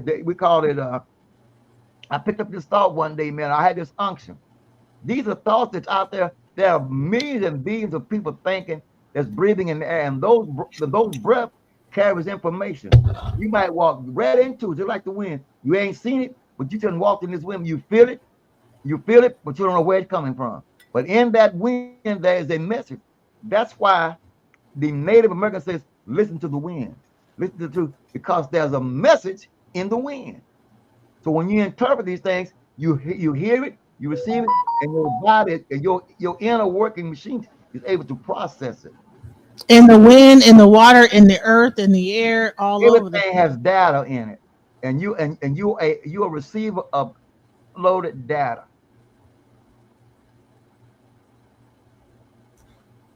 All right, and can you tell us about this golden rope that the chicken climbed down again? Well, I mean, that's a mythological story on how Obatala came into the world. There are other stories how things happen in IFA, and this thing was that one day when the Orishas came together, and that Oldemare, because of the overcrowdedness in the Dianosphere, we got to create another place because it was getting chaotic. So Obatala said, well, let me go down and find a place for the human being or for mankind. I use that word for sake of conversation. It's a little deeper than that. Yeah. So with permission to do so, the same thing like it did when Aaron went out and get up all the gold to make the golden calf. Oldemare went among the other Orishas and they got up all the gold, and he made this golden chain that would reach from heaven to what would be the earth, but it fell just short of getting into the water, because at that time, according to the story, the earth was covered by a previous flood. Oh, there When was he a came, flood. Oh, yeah. okay. So when he left out, he left with a 10-toe chicken. He had grains. He had grains of sands in his thing inside of it, like what you call this little shell. They had that, and they had a chameleon all in this bag. And there was when he came down and got to the end of the end of the golden chain, he saw that was water. He said, "Wow, now here I am stuck on this chain near the tree." So the energy in the bag says, take out the seashell and turn it up, and sand came out of the sand came out and started drying up the water. This is the story. He says, now put the 10-toe chicken down there, and he began to scratch in every direction according to the story. He said, put the chameleon down to walk on to make sure that it's firm enough. After doing that, it says, now you plant the seed of the tree, and that tree became known as the boabab tree of a sycamore tree. And men began to come down on this tree and begin to spread out across the earth.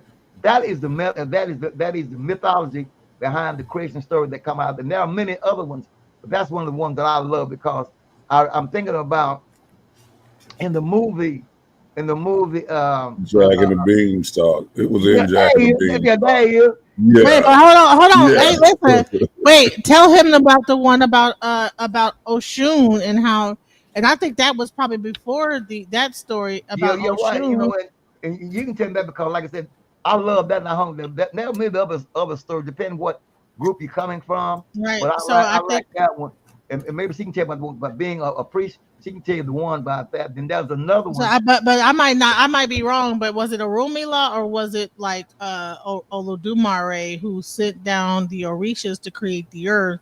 Mm-hmm. And all the male Orishas, you know, he had Ogun, he had Shango, and Oshun. And so Olodumare told them, listen, you know, you, Oshun, all of the Orishas need to go and create the earth. And so what happened is all the male Orishas said, you know what, we don't need her to create the earth. So they began to create the earth. And what happened is they created all the things on the earth or whatever. But there was a big calamity that was going on because I don't know what the thing was, that there was that people were warring with each other and this, that, the other, and all the things that they created began to crumble. And so they went up to Olodumare and they said, listen, everything that we're doing is crumbling. And he said, well, did you bring Oshun with you? And they said, no, we didn't think we needed Oshun. So what happened is that he said, well, go get Oshun and ask her to help you. And so from what I understood, that when they got Oshun, I think did she just not want to do it at first? What was it? What was the story? The rest of it, I forget the one part. Well, she eventually she didn't want to do it at first. She said, you guys didn't include me in the beginning, so I'm not even trying to even help, you know. But she eventually said, you know what, okay, I'll help out. And then when Oshun came, she helped to kind of bring light and like life into everything that they created. And then the story, the whole thing of the story is that, you know, nothing can be created and without the woman, you know. You know what? It's like a balance type of thing or something like that, like balance. There is in the IFA Bible. I'm gonna try to hold this bad boy up. In the IFA Bible, this boy heavy. It says how man came from heaven to the earth. It gives a whole layout in the particular book, and it says chapter 5, how man came to the world from heaven. There's always been a tendency to see man strictly from a biological perspective. A man and woman meet, and a child is born to them. And the new child is seen as an independent entity. We have already seen that at the beginning of the terrestrial habitation, human beings travel to this world under the leadership of one or more of the divinities, which in Orishas, divinities. We shall see from this upcoming chapter that a man sojourned to the world, that before man came into the living world, the inhabitants of heaven traveled on their feet from earth to heaven. It's saying like the same story with Job, in the book of Job. I know. That's what I asked you before we got on here. Was it the same? The Orishas, the angels, the Nephilim, the Anakim? I asked you, was it the same? And you told me no, but now it's saying the same thing. Well, I'm reading from the book. Not getting that's what I was asking what the book teaches. The book just said divinities, right? It just says that was a problem. It said divinities. You just read it. The last sentence you read said divinities. Yeah, well, I mean, it's more to it than that. Divinities are deities. That's a white word. That's not a black word. Well, I mean, that's a European. Europeans made up divinities just like they made up the word God. So if they're gonna call them divinities, divinities is synonymous with gods, angels, all of the above. So it's not within you. According to that book, these are deities that you are doing these rituals with, praying to, or whatever you're doing. No, it's not. No. Wait, hold on. Can I finish? Don't get mad and cut me off. That's how we get in the pickle every time. So all I'm saying is, according to the Bible, these beings that you're dealing with are demons, fallen angels. That's what the Bible would call them. They went out into all the earth and taught men everything you just sat for 2 hours, almost 3 hours, telling that the Orishas did. That's what the Bible say the fallen angels did. They went out and did all this stuff.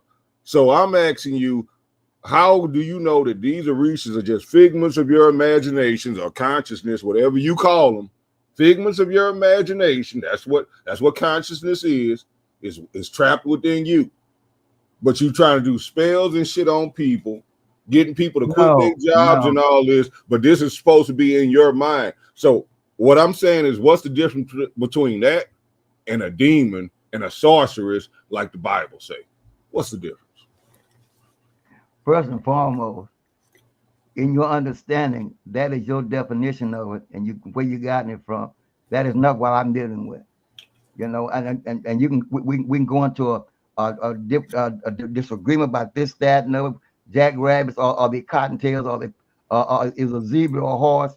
But I'm telling you, based on the information that either one of us have and your definition and interpretation, no, to me, that wasn't my definition.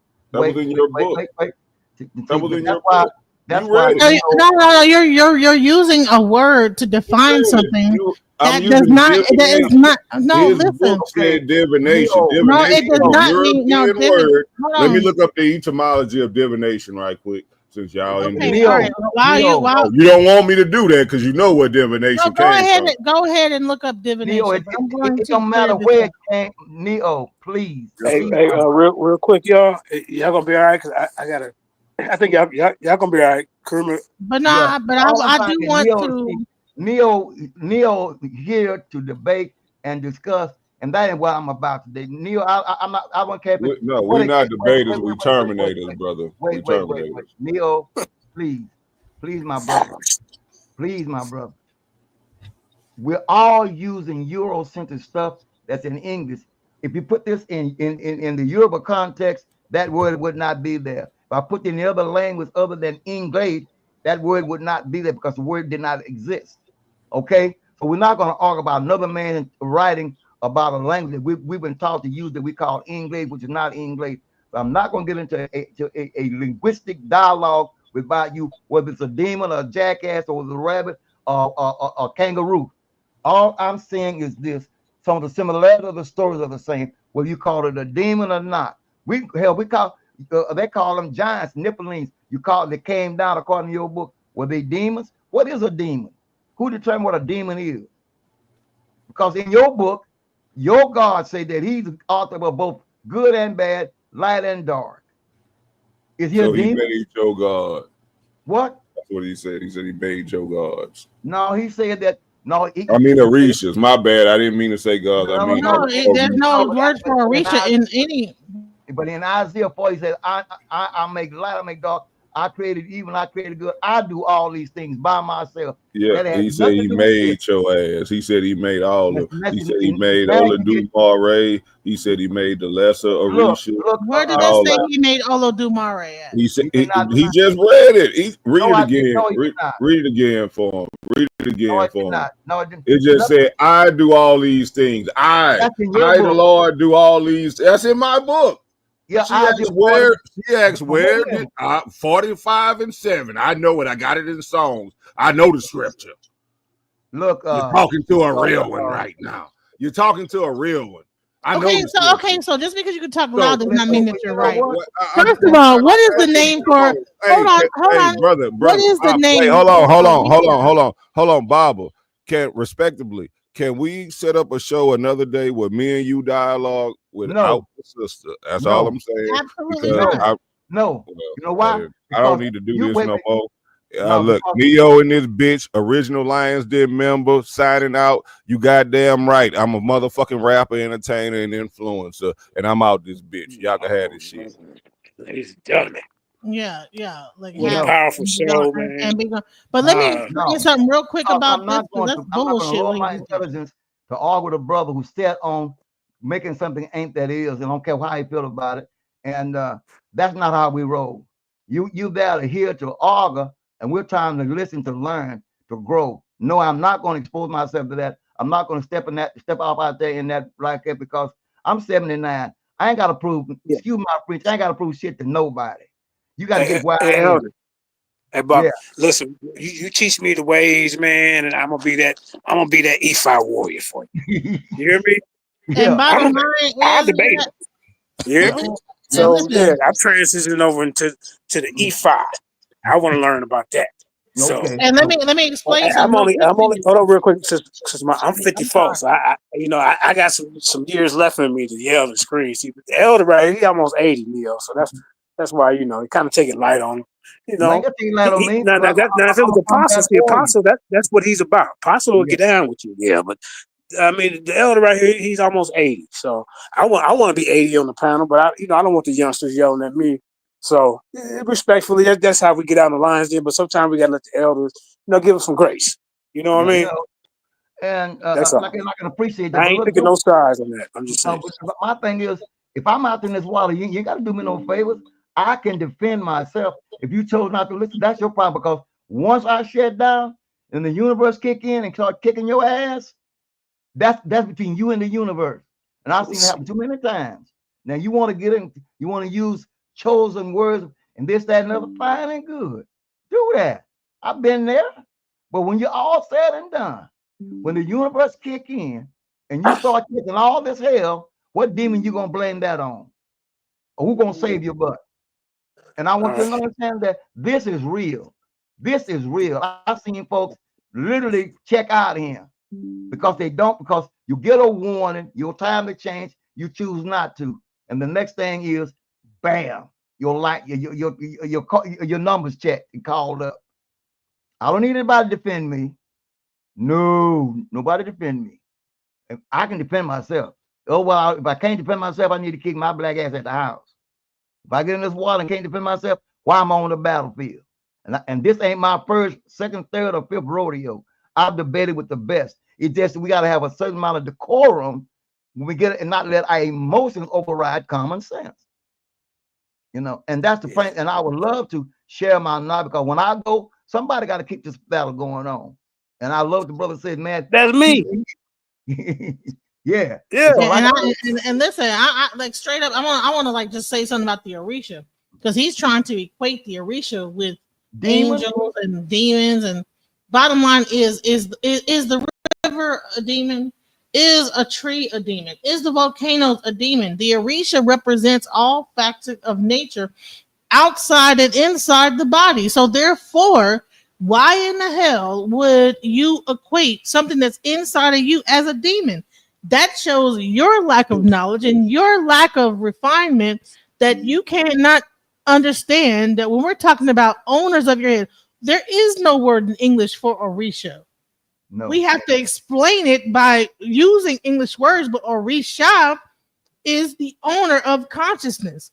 So therefore, why would you take a word so beautiful and turn that into a demonic entity? That means that your consciousness is demonic, that you have a demonic presence on you, because anyone that would take a word named Orisha, when I actually explained it, because you didn't go back and look at it, now you want to attack it and try to equate it with whatever the hell's going on in the Christian Bible about the demigod or whatever the hell you're trying to like demiurge or whatever, like the demons that has nothing to fucking do with the Orisha.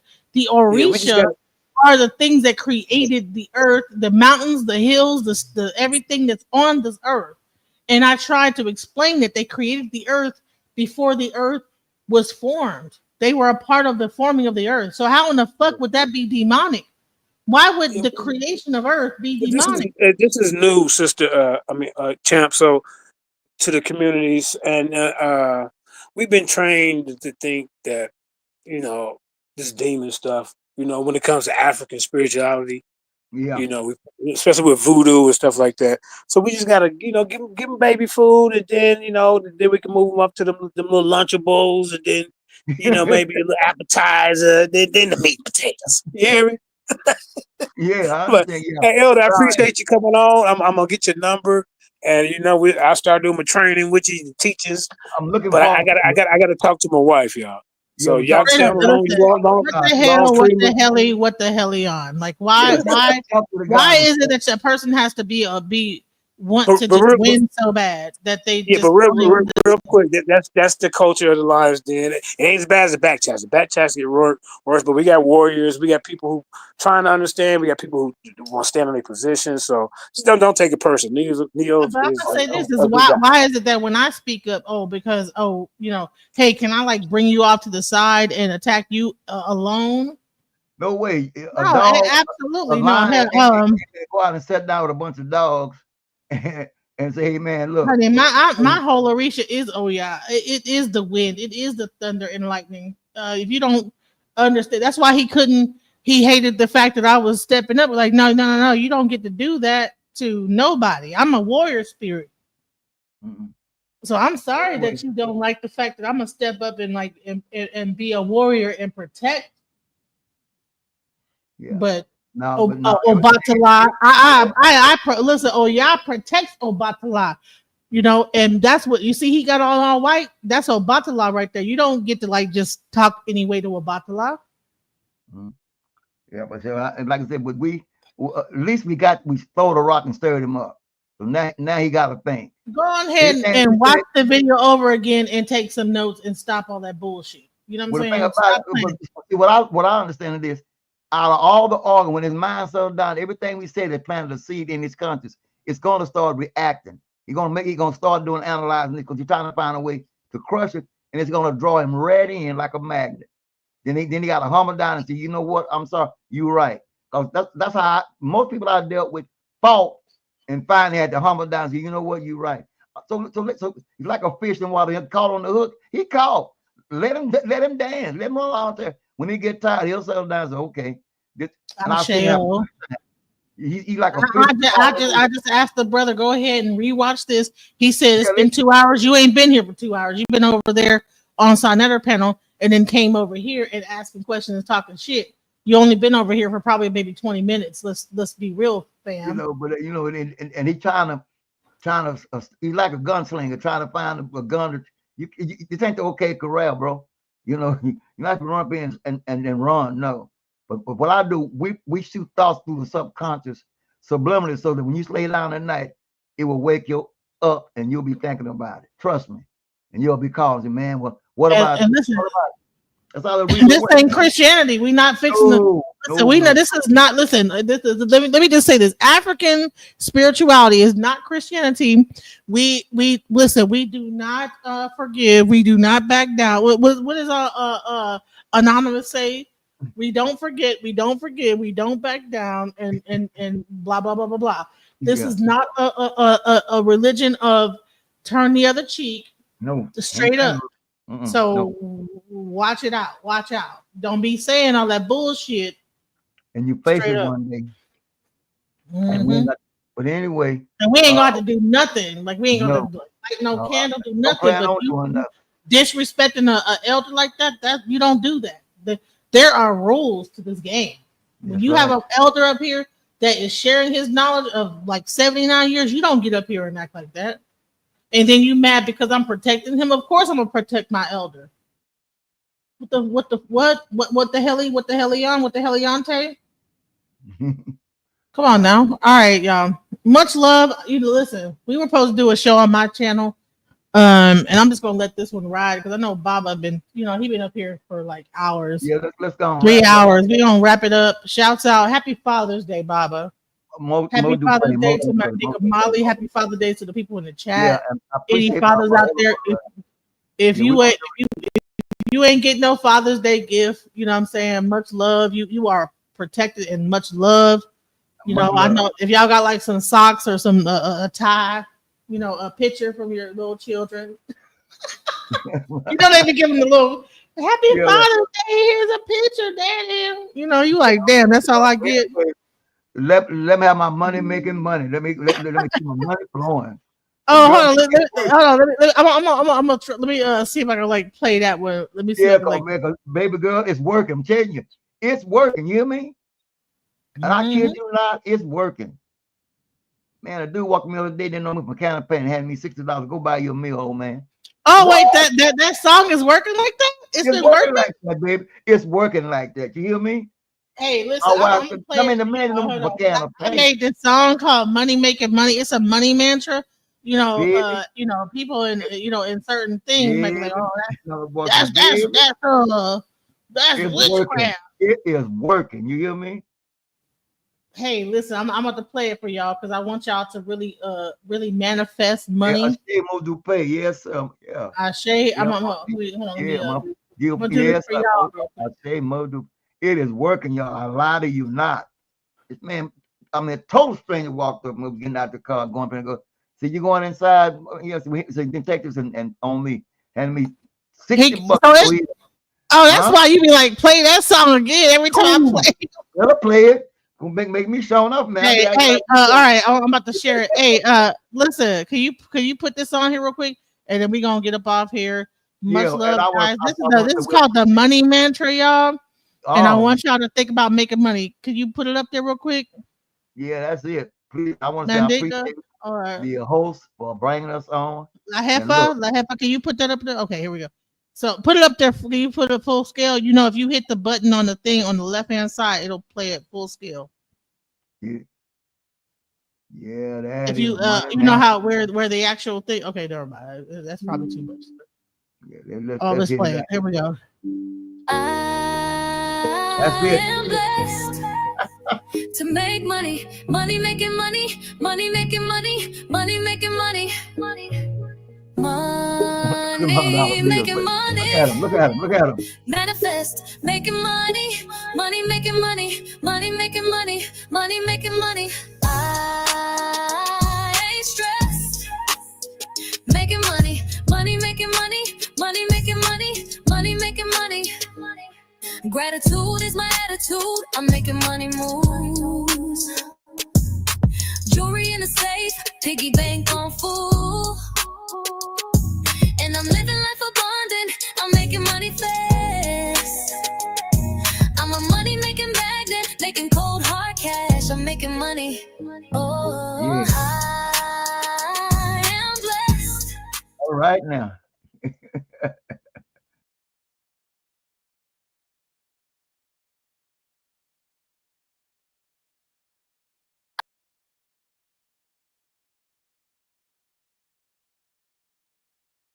Money making money, money making money, money, money making money. Manifest, making money, money making money, money making money, money making money. I ain't stressed. Making money, money making money, money making money, money making money. Gratitude is my attitude. I'm making money moves. Jewelry in the safe, piggy bank on full. And I'm living life abundant, I'm making money fast. I'm a money making magnet, making cold hard cash. I'm making money. Oh.